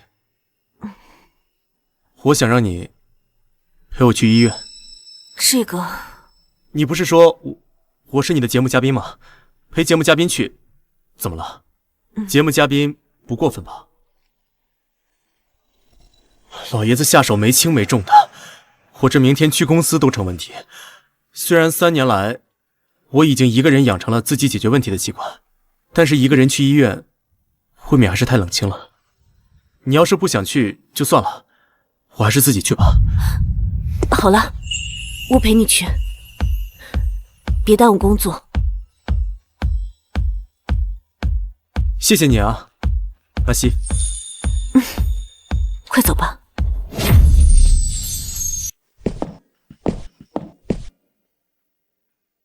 你先坐着，我去挂号。阿西，你真的回来了吗？你先松手，我去挂号。我等你回来。对不起。不好意思。是你啊？我们认识吗？3年前你母亲在这里治病，我是她的主治医生，我姓陈，还记得吗？陈医生。还没想起来啊？你母亲当年病情危重，签了2次病危通知书，手术费要50万。你当时走投无路，在医生办公室门口啊跪了我半天，求我减免费用。那模样啊，我现在还记得呢。求我减免费用，那模样啊，我现在还记得呢。医生，你说3年前是哪个月的事？那我哪记得住啊？那天雨倒是下得挺大。雨天。后来你筹到了钱，手术也很顺利。可是你母亲手术过后没见你多高兴，反而更憔悴了，身体虚弱的呀，像是一阵风就能把她吹倒似的。我当时还在想，你不会为了筹钱做了什么傻事吧？我也没敢多问，但现在看你过得这么好啊，我就放心了。你母亲后来复查过几次，恢复的不错，最近没什么不舒服的吧？谢谢你记挂，我妈她挺好的。那就好。这位是你男朋友？这位是你男朋友？不错不错，小伙子看着很有精神，帅气又多金，你啊算是苦尽甘来了。医生，当年我女朋友和母亲的事情，我不在身边，很多事情都不知道。都过去了。医生，麻烦你告诉我，你还想知道什么？从他母亲住院到发病危通知，也就1个星期。可这1星期里啊，你女朋友一天打3份工，眼睛熬得通红，身体还要硬撑。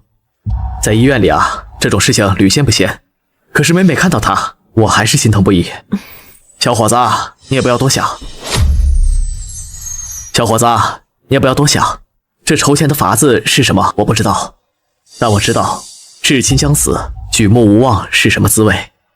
至亲躺在病床上奄奄一息，而家属在医院门口对着天空，对着老天爷做一颗头，求个活命的机会。这种事情我看了20年，没经历过的人根本不知道是什么滋味。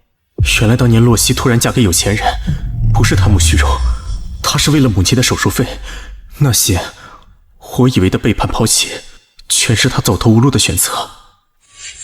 该说的我都说了，小伙子，你女朋友是个孝顺的人，这份心性啊绝对错不了。你以后啊一定好好对人家，千万不要辜负她。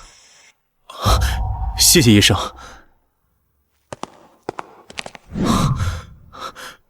阿西，阿西，都过去了，我先去挂号了。阿西，如果今天我们没有来医院，如果没有遇到陈医生，你是不是打算一辈子瞒着我？你是不是打算让我一辈子戴着有色眼镜看你，让我一辈子活在被抛弃的误会里？我没想瞒你一辈子。3年前得知你的死讯，你告诉我，我该怎么说？3年后，我们又相遇，你隐瞒你阿泽的身份，一边对付着我，一边计划着你的婚礼。你告诉我，我该怎么说？每次我想说出来的时候，你都把我堵得死死的，你的每一句话都像刀片一样在伤害着我，无时无刻不提醒着我你是怎么样的人，我该怎么开口？对不起，对不起，是我的错。阿西，对不起，对不起，是我的错。到现在，我也想问问你，司徒逸，就算当年是我有错在先，是我先甩了你，让你一个人在雨里出了车祸，但是在我们相遇之后，你也不该像那样一直羞辱着我。在你有未婚妻的情况下，你凭什么让我做你的情人？凭什么辞退我的工作？凭什么伤害岑宇，让岑家官司缠身？你知不知道，岑家是在我最绝望的时候唯一给我帮助的人，是他们让我妈走出鬼门关，让我支撑到现在，让我们安稳的生活。可你呢？你去哪儿了？你那个时候应该在筹备着你的婚礼，一边又在想着怎么对付我、报复我，让我痛苦吧。阿西，我和李某订婚是爷爷瞒着我的，我也是后来才知道的。我以前以为你真的是爱慕虚荣，因为这3年你从来没有想要回来看过我。我还以为你早就忘掉过去了呢，我真的从来没有想过要伤害过你啊。那岑家呢？当时我问你，你是不是和岑宇结婚了？你说是，你还说你为他留过孩子。你知道，我听到这句话的时候，我连杀他的心都有了。你说，我怎么可能为情敌手下留情？我要你离婚，你不肯，你还警告过我要远离他，甚至还订了飞机票要远离我。我脑子一热，就想着，你既然这么爱岑家的钱，那我就让岑家一贫如洗。于是，就设计了一场官司，就是想让岑家措手不及，想让你走投无路的时候，第一个想到我。阿泽，你过去不是这样的，你好可怕，你为什么会变成现在这样？阿西，别怕我，我真的只是太害怕失去你了。会不会有一天，你也像对付岑玉一样对付我，把我逼到绝境，让我无处可躲？阿西，我自始至终从来没有想要伤害过你啊。没伤害过我，你伤害我身边的人，就是在伤害我。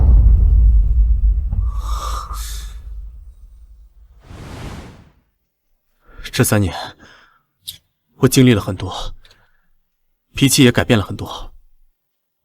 我连我自己什么样，我都已经不知道了。可是我唯一清楚的是，我再坏，我再可怕，我再不择手段，我也不会再伤害你的。阿西，你还想让我怎么办？我真的只是不想再失去你了。司徒一，别叫我司徒一，我还是更喜欢你叫我阿泽，像以前那样。阿泽，这3年没见，我们好像都不认识彼此了。如果再有这个机会，你愿意让我再重新认识你吗？我愿意，我当然愿意。不管以前怎么样，我现在都会对你毫无保留。明明我还在为他的不择手段感到后怕，可转念一想，这3年我又何尝不是变了？我也不择手段算计过司徒一，甚至还连累他司徒家市值蒸发了3个亿。这件事他却自始至终一句话都没有提过，没有指责，没有报复。不管怎么样，先走一步看一步吧。至少现在我愿意再相信他一次，也该给彼此一个机会，看看能不能找到一些曾经的影子。阿西，这3年我保证会一点点的告诉你之前发生了什么，我会一点点的让你重新了解我，像以前了解的那样。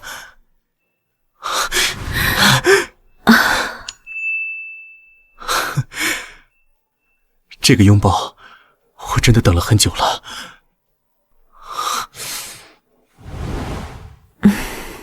我们之前闹得这么不愉快，我还以为这辈子都不会再有机会了。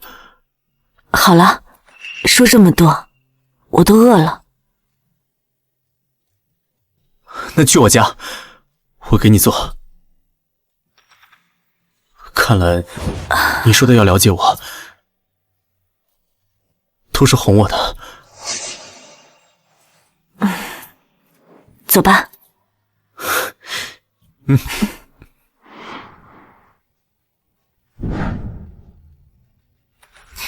易总，厨艺不赖呀。这算什么呀？当时我在老巷子里，我还来你家厨房给你做过番茄鸡蛋面呢。那个时候你吃了2大碗，说比你妈做的都好吃，你忘了？我记得那个时候你把鸡蛋都炒糊了，我怎么可能忘？我那是故意的。当时你一直嘟嘟囔囔的要吃这个，我怕你营养不良，所以就做的难吃了一点。可是你后来偷偷跑到厨房，把炒糊的鸡蛋都自己吃了。你都知道。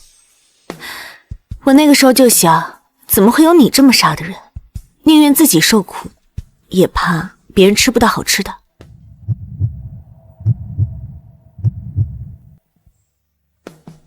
那你还记不记得，当时你特别挑食，为了让你荤素搭配的吃，营养均衡，我还特地把不同的菜品都写在了纸上。我们约定抓阄订餐，当时说到抓到什么吃什么，这样才把你挑食的毛病慢慢掰过来。3年前的一切好像就是昨天发生的，我以为我再也见不到你了，可现在你就站在这儿跟我做饭聊天，这一切真实的让我不敢相信。好了，我要炒菜了，这里油烟大，你先出去吧。好。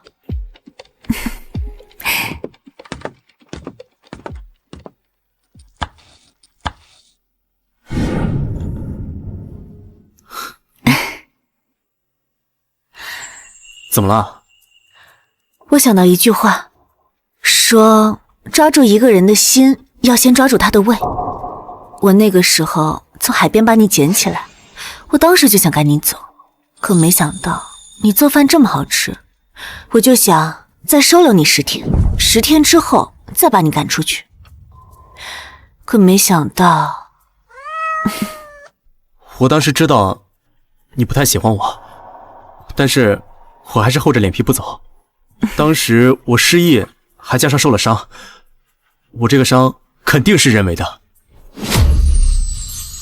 一看就是人为的，我就还以为有什么仇家盯上我了。再加上我没钱，我也不敢抛头露面，也不敢去医院，所以就只能在你这儿跟你虚以委蛇。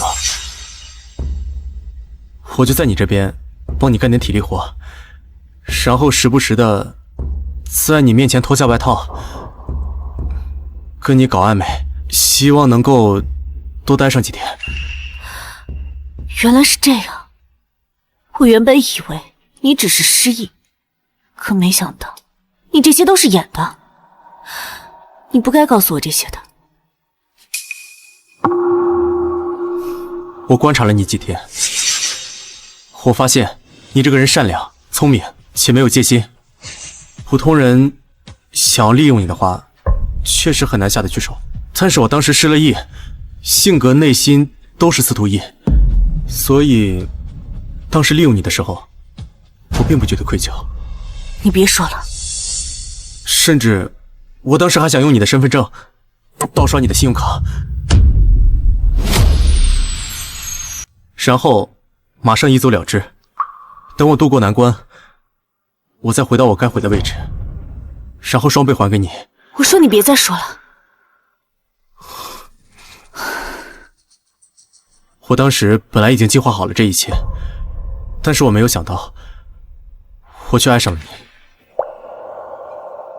有好几次，我看到你跟我买衣服的时候，跟店家讨价还价，其实省不了几个钱，但是你说这只是一种方式。你说你知道店家能赚多少钱，因为你妈妈以前也是开衣服店的。这种讨价还价，只是向店家证明你不是冤大头，为了让你买东西更加安稳一些。我当时站在旁边，我突然慌了，我没有想到你居然是这么聪明，这么有城府的一个人。我发现你没有我想象中的那么好糊弄。我之前总想着，我靠暧昧，靠我耍一些小心思，能够让你更喜欢我一些，让我能够更好把控局面。但是我看到你讨价还价的时候，我突然慌了。我在想，我那些精心设计的计算，和我那些刻意的靠近，你是不是早就看穿了？你是不是已经看穿我们之间是农夫与蛇的故事？还是你已经看到我是一个彻头彻尾的人渣？如果你已经看穿了，你还是愿意留我、照顾我，义无反顾地支持我，是不是对你来说，只是让这段时间为了让你更安稳一些，让你收留我的日子更加安心一点？我没有你心思那么重，你想的这些，我从来没有想过。不重要了，从那天起，不管你说的是哪些，我都觉得在你面前变得可笑滑稽。我开始害怕你发现，害怕失去你。我舍不得你远离我。换句话说，从很早的时候，我就已经喜欢上你了。我身体有些不舒服，今天先到这儿吧，我先回去了。啊，洛曦，我们说好的，你说好要了解我之前的。阿曦，我说这些是为了让你重新了解我，是你说我们要重新彼此了解的，我做到了。我了解了，只不过需要一些时间。你别不理我呀！我没有不理你，只不过我现在很乱。在我心中的阿泽，简单善良，可没想到真相却是……是什么？真相是，阿泽一直和司徒逸一样，从来没有什么天真善良。老天，你为什么要对我开这样的玩笑？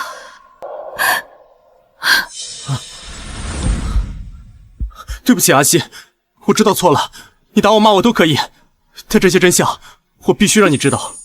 既然你选择和我在一起，我必须得让你知道全部事实，不管好的坏的，你都得认。你凭什么觉得我会接受你的一切？那些谎言算计，我怎么接受？我甚至觉得我从来都不认识你啊！我不要我不认识你，我要你爱我。阿曦，刚才你就当做开玩笑的，你就当做什么事情都没发生过，好不好？我现在觉得我后脊发凉。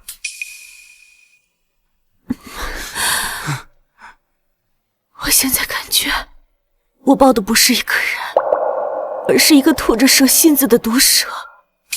我每一秒都觉得害怕。不，你别怕我，别推开我，我求求你，我从来没有求过一个人，求你了。我以为阿泽和我一样简单善良，可我没有想到你却是这样。你告诉我这一切都是装的，你亲手粉碎了这一切，你让我怎么接受？阿曦，接受原本的我，对你来说有这么难吗？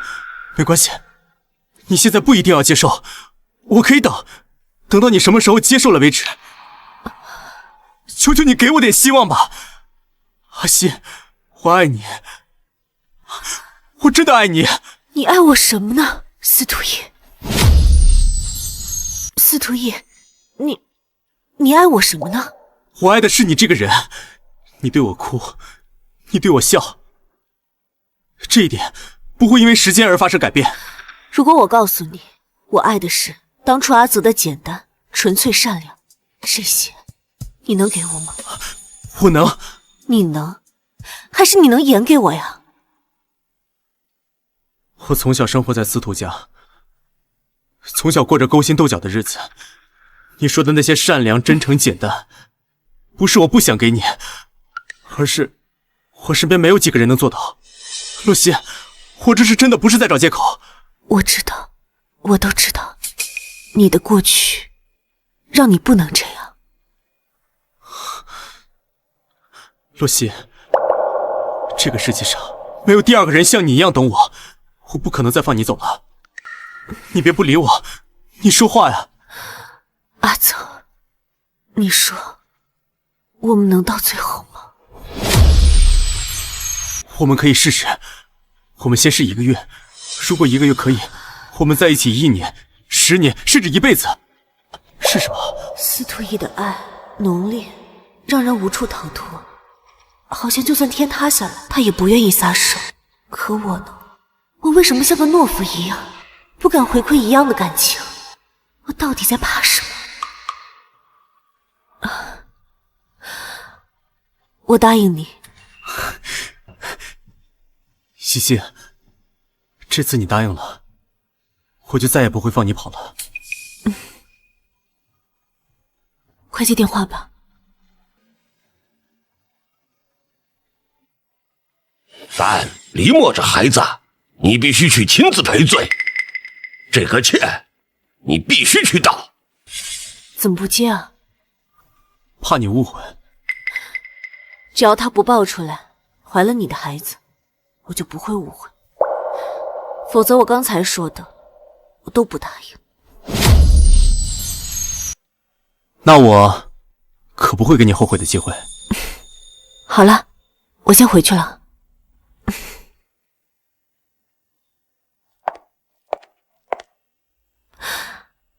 对了，司徒一，你能送送我吗？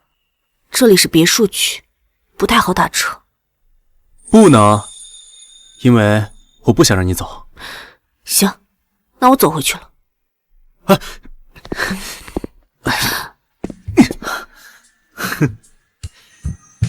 你干什么？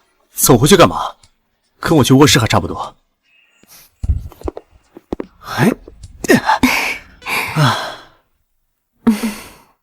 如果想洗漱的话，卫生间在那边。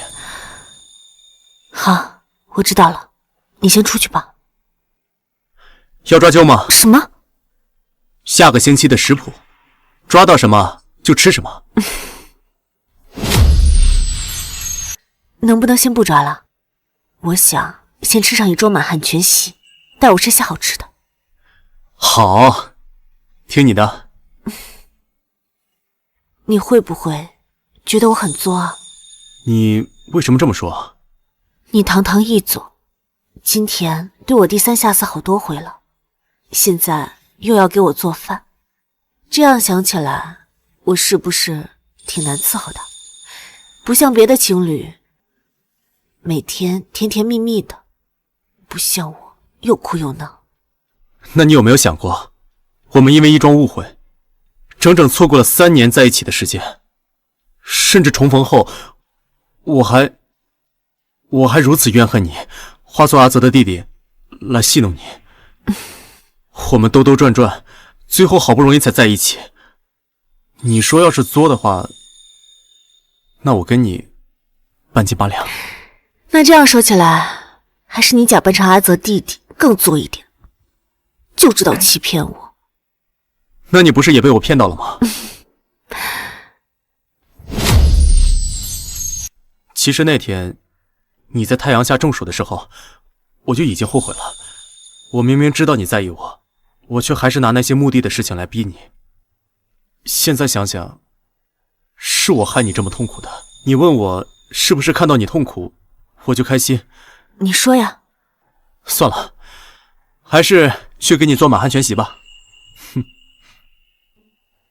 等等，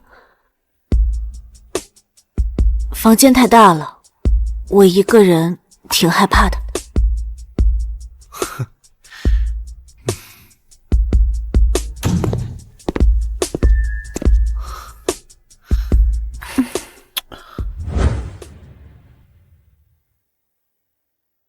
我要去见黎墨，放心，是处理逃婚道歉的事，等我回来。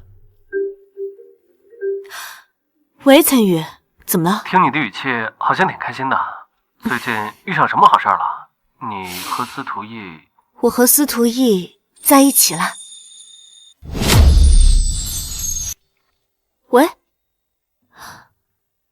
喂，岑宇。那什么，伯母最近来江城医院复查病情了，有空来医院看看罗伯母吧。好，我现在就过来。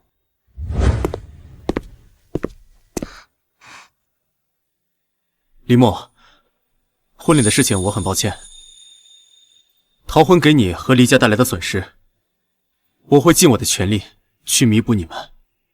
我今天让你过来，是为了听你说这些吗？我们之间没有感情，强行结婚对彼此都是折磨。我实话告诉你，我爱的只有洛曦，从始至终都是。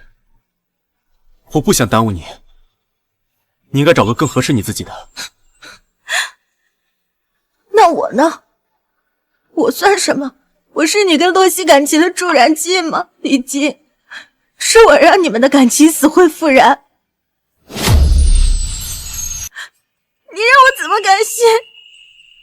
李默，你根本就不了解我，你喜欢的只是我的身世、名声、背景，你何必再这样坚持呢？这些东西，别的富家子弟一样都有，可我偏偏围着你转，你还不明白吗？那个洛西有什么好的？他就了解你吗？你们分开了3年，在一起的时间又有多久？你凭什么认为你们这种缝缝补补的感情就会牢固？李默，你越界了。越界？在你心里，我连提他的资格都没有，是吗？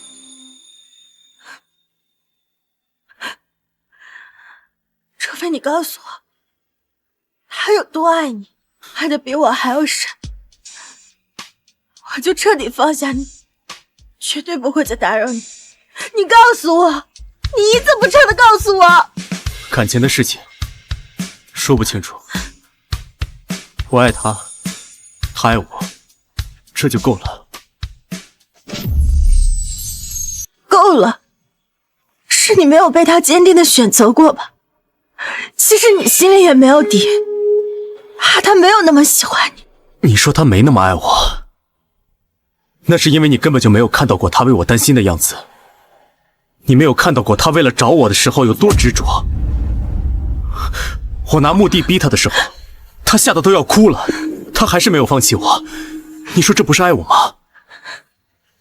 我自私狭隘，阴暗狡猾，他知道我是什么样的人，但是就连这样子，他也没有想过要放弃我。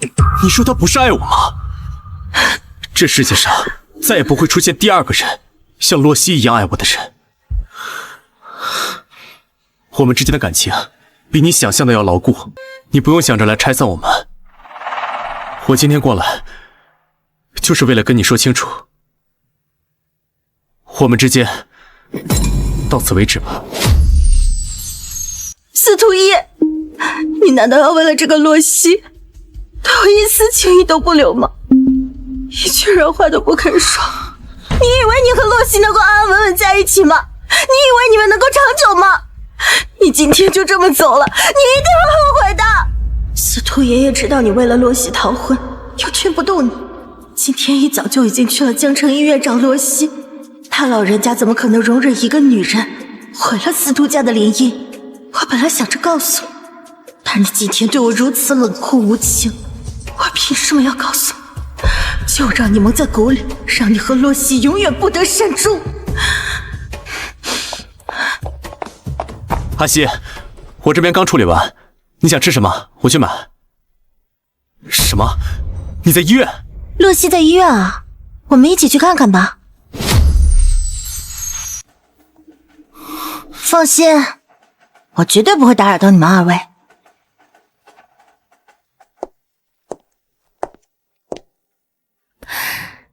妈，医生说这3年你的身体恢复的不错，要继续保持啊。妈的身体，妈心里有数。西西啊，妈有个事儿想问你。昨天岑宇给你打电话，一直没找到你，去你家也没找到你，你昨天去哪儿了？或者说你去了谁家过夜了？你说什么呀，妈？伯母，阿西啊，已经是成年人了，会照顾好自己的。小雨啊，阿姨只恨自己生了个多情的女儿。3年前，她和那个阿泽爱得死去活来，3年后，她又跟那个叫司徒义的纠缠不清。放着这么好的小雨，你一点都不珍惜啊！妈，我跟岑宇是因为订婚才捆绑到一起，我们之间根本就没有感情，你为什么非得把我们俩捆绑在一起呢？你真是个白眼狼啊！岑家对我们帮助了多少？这要是放到电视剧里，那都是要以身相许的。你可倒好，不但不改进，还挑三拣四的。你可真是识人不清啊！那我们也不能因为感激就在一起啊，这对岑宇不公平，对我也不公平。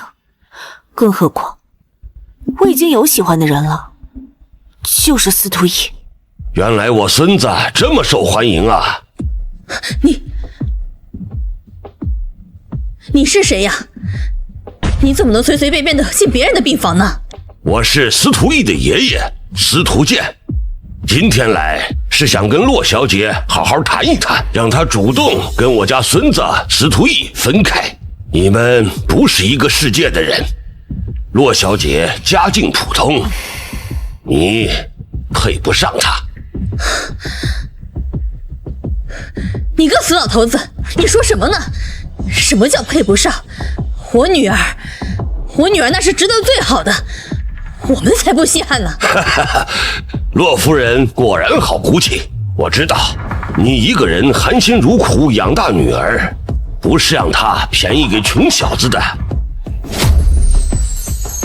所以我承认你女儿值得找更好的。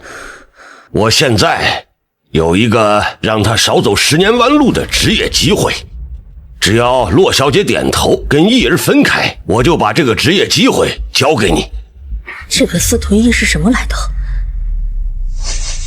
乖女儿，你什么时候认识这种财大气粗的人呀？妈怎么从来没有听你说过？妈，其实司徒逸就是……保姆，关于司徒逸的身份，我早就知道了，只是一直没想好怎么跟您说，怕您听了生气。这到底是怎么回事啊？我出去给你们买点吃的吧，洛西会跟您解释的。妈，行了，你先在床上好好休息休息。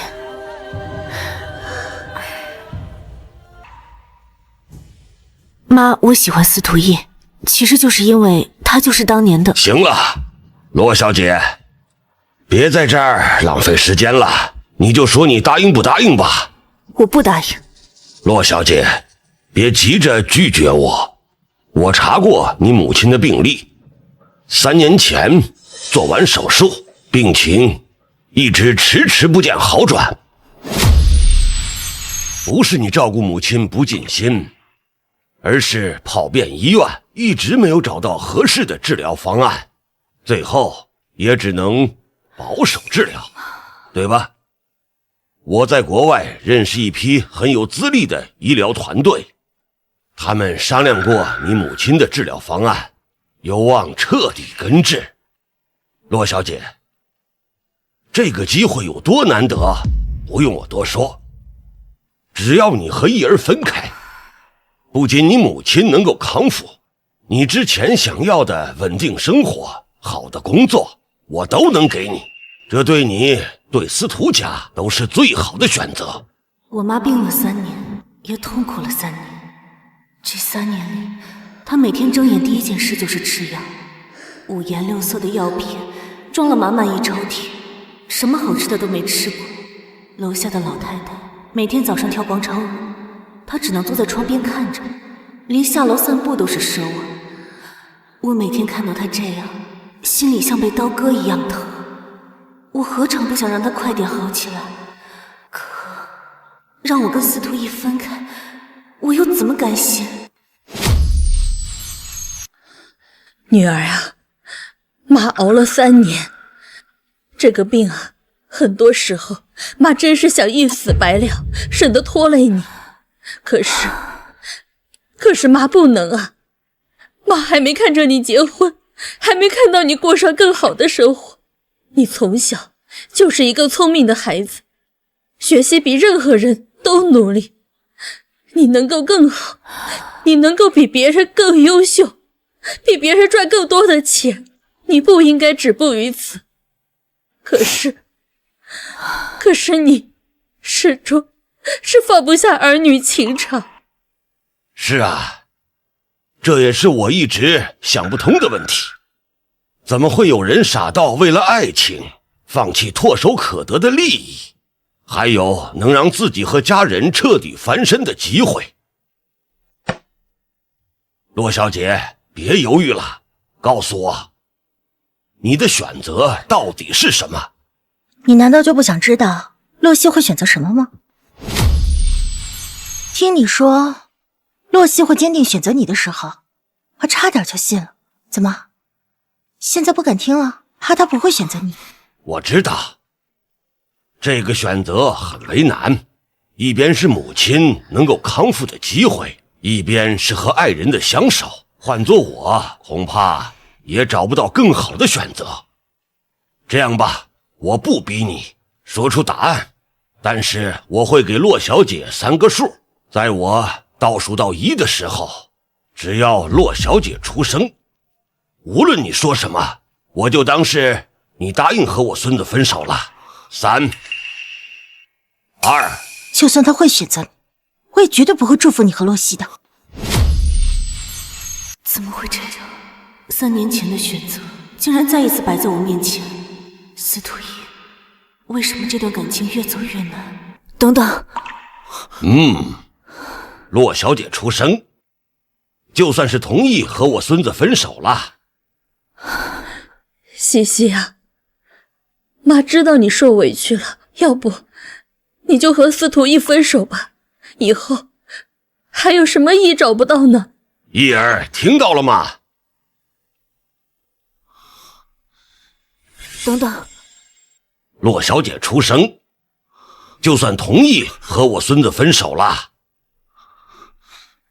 看到了吧，这就是你费尽苦心心爱的女人。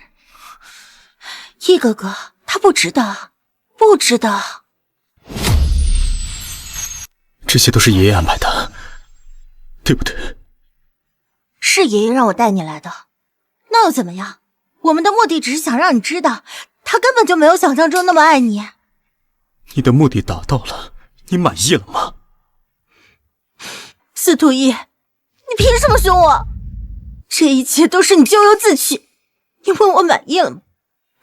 我怎么不满意？我满意的很。现在的你和我又有什么区别？你爱的人根本不爱你，你又有什么特别的呢？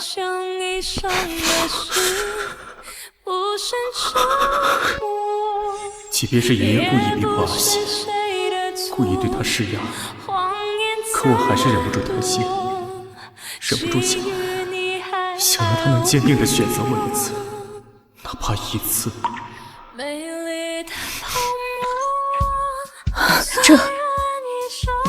这不是阿泽吗？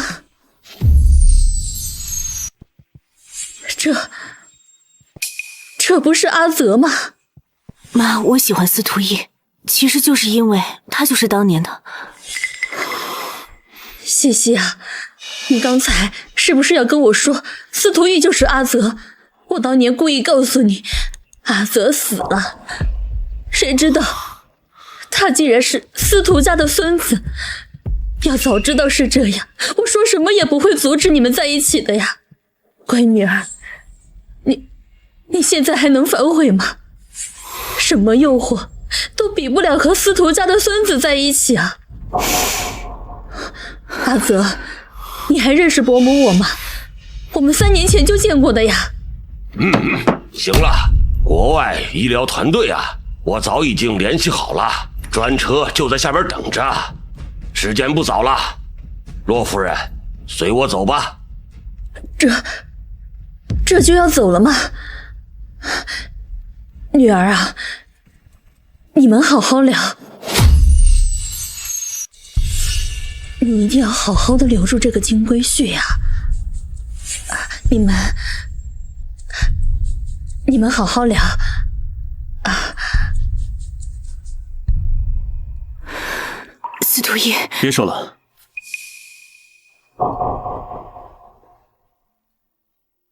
伯母需要治疗，这很正常，毕竟不是谁都有机会能得到根治病痛的治疗。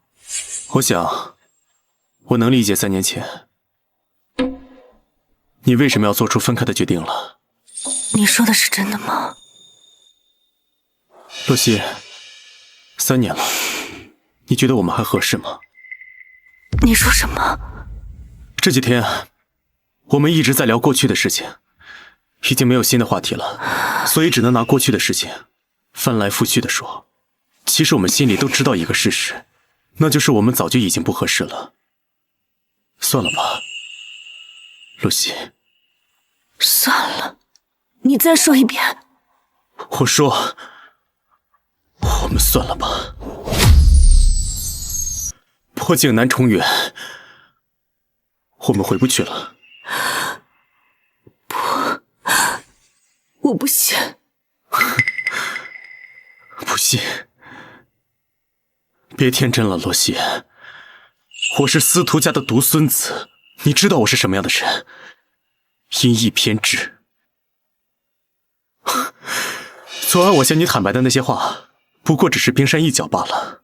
你不会真觉得我会向你吐露心声吧？我这个人，我自己说的话哪句是真的，哪句是假的，我自己都说不清楚。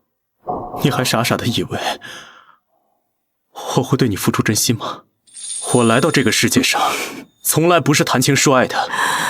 我有我的事业要拼，我有司徒家的事业要扛。你不会真觉得我对你付出这么多是真的喜欢你吧？那不过只是男人无聊时的打发罢了，只是发泄一下生理需求而已。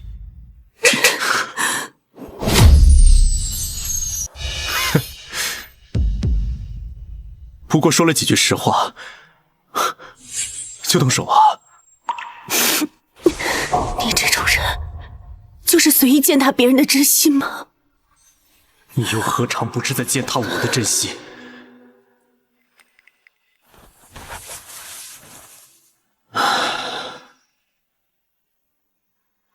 我这里有50万，当年你为了50万难成这样，和我断绝了关系，我很同情你。这一次，我们也拿着50万，结束这段关系吧。拿着吧。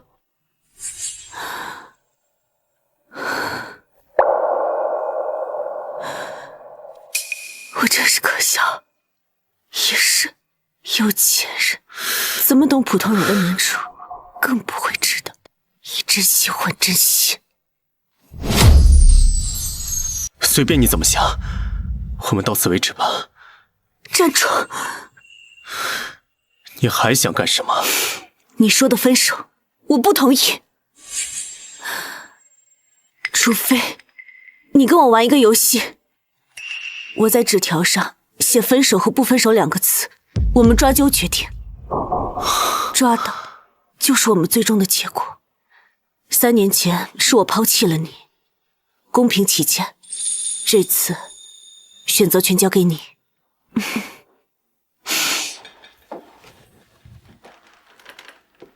别幼稚了行吗？我已经不是3年前那个过家家的小男孩了。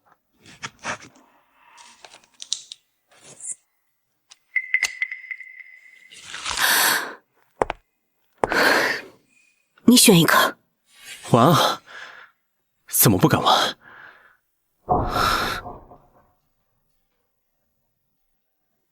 选好了。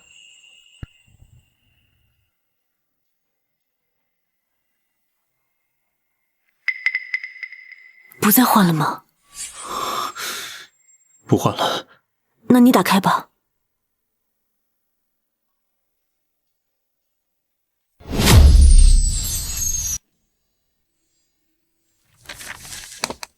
如果我手里的字真的是分手，是不是就真的要结束了？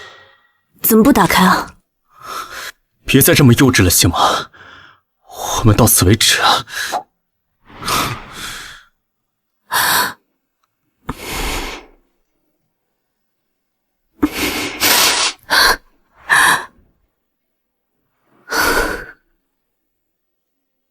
我写了2个不分手，原本以为他会打开，我们还能一起并肩作战，结果他连打开的勇气都没有。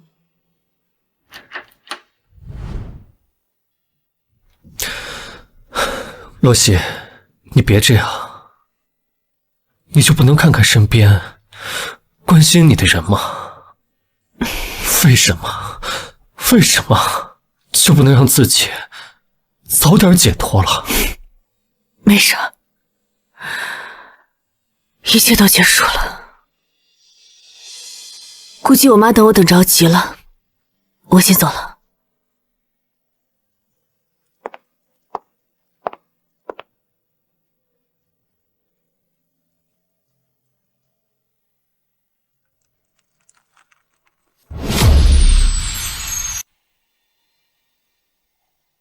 岑宇，怎么，家里官司搞定了？你还敢提？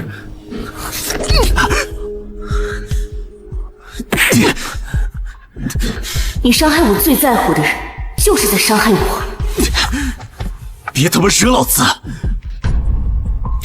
我就纳闷了，他明明知道你是什么样的人，为什么还会和你在一起？哦，你呢？你又做了什么？你让你爷爷来医院羞辱他，你还在一边看戏，怎么样？在门口看戏，爽不爽？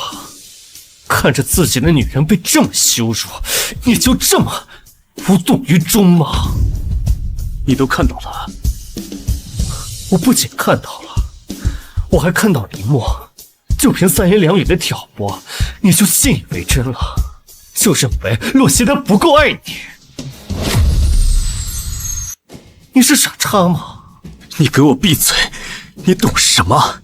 司徒叶，我告诉你，你就是个懦夫，连保护自己女人的勇气都没有，还有脸在这儿跟我横。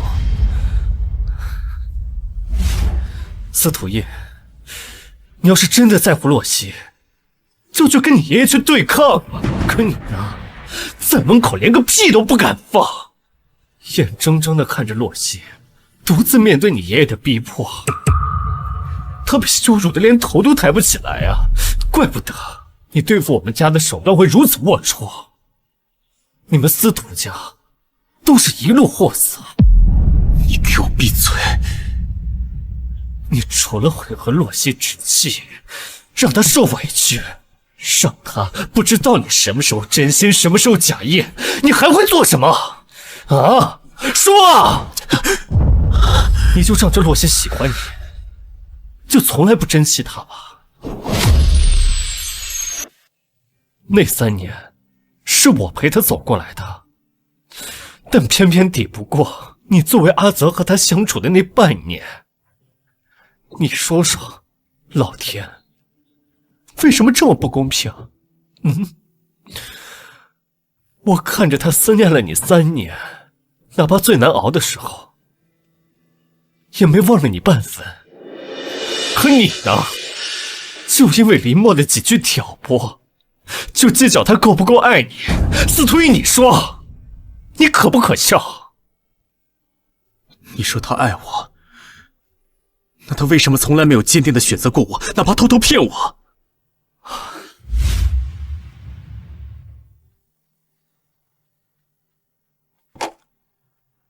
妈，我们不靠司徒家。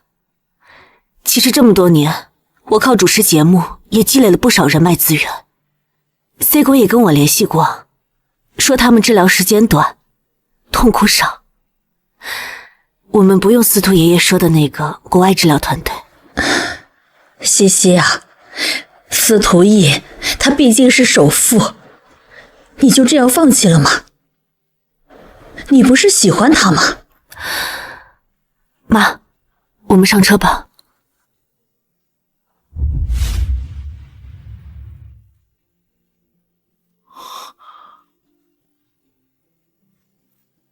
他从来没有不爱过你，是你从不肯信任他过一回。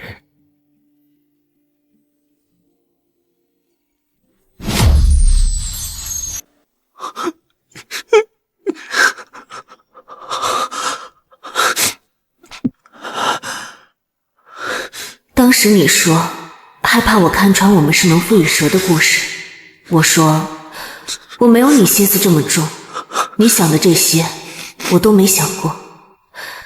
其实我撒谎了，我怎么会没有察觉呢？你利用暧昧跟我迂回周旋，好让我多收留你一段时间。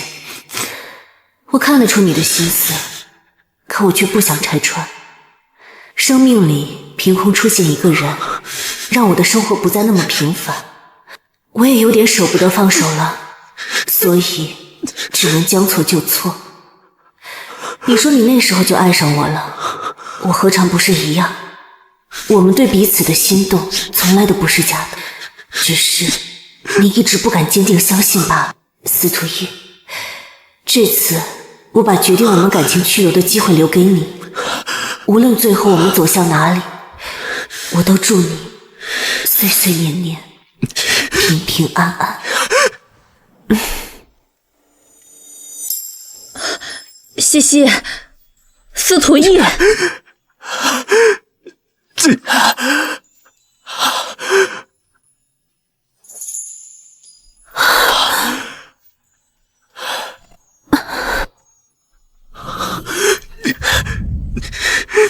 这次我不放手，你也不要放手。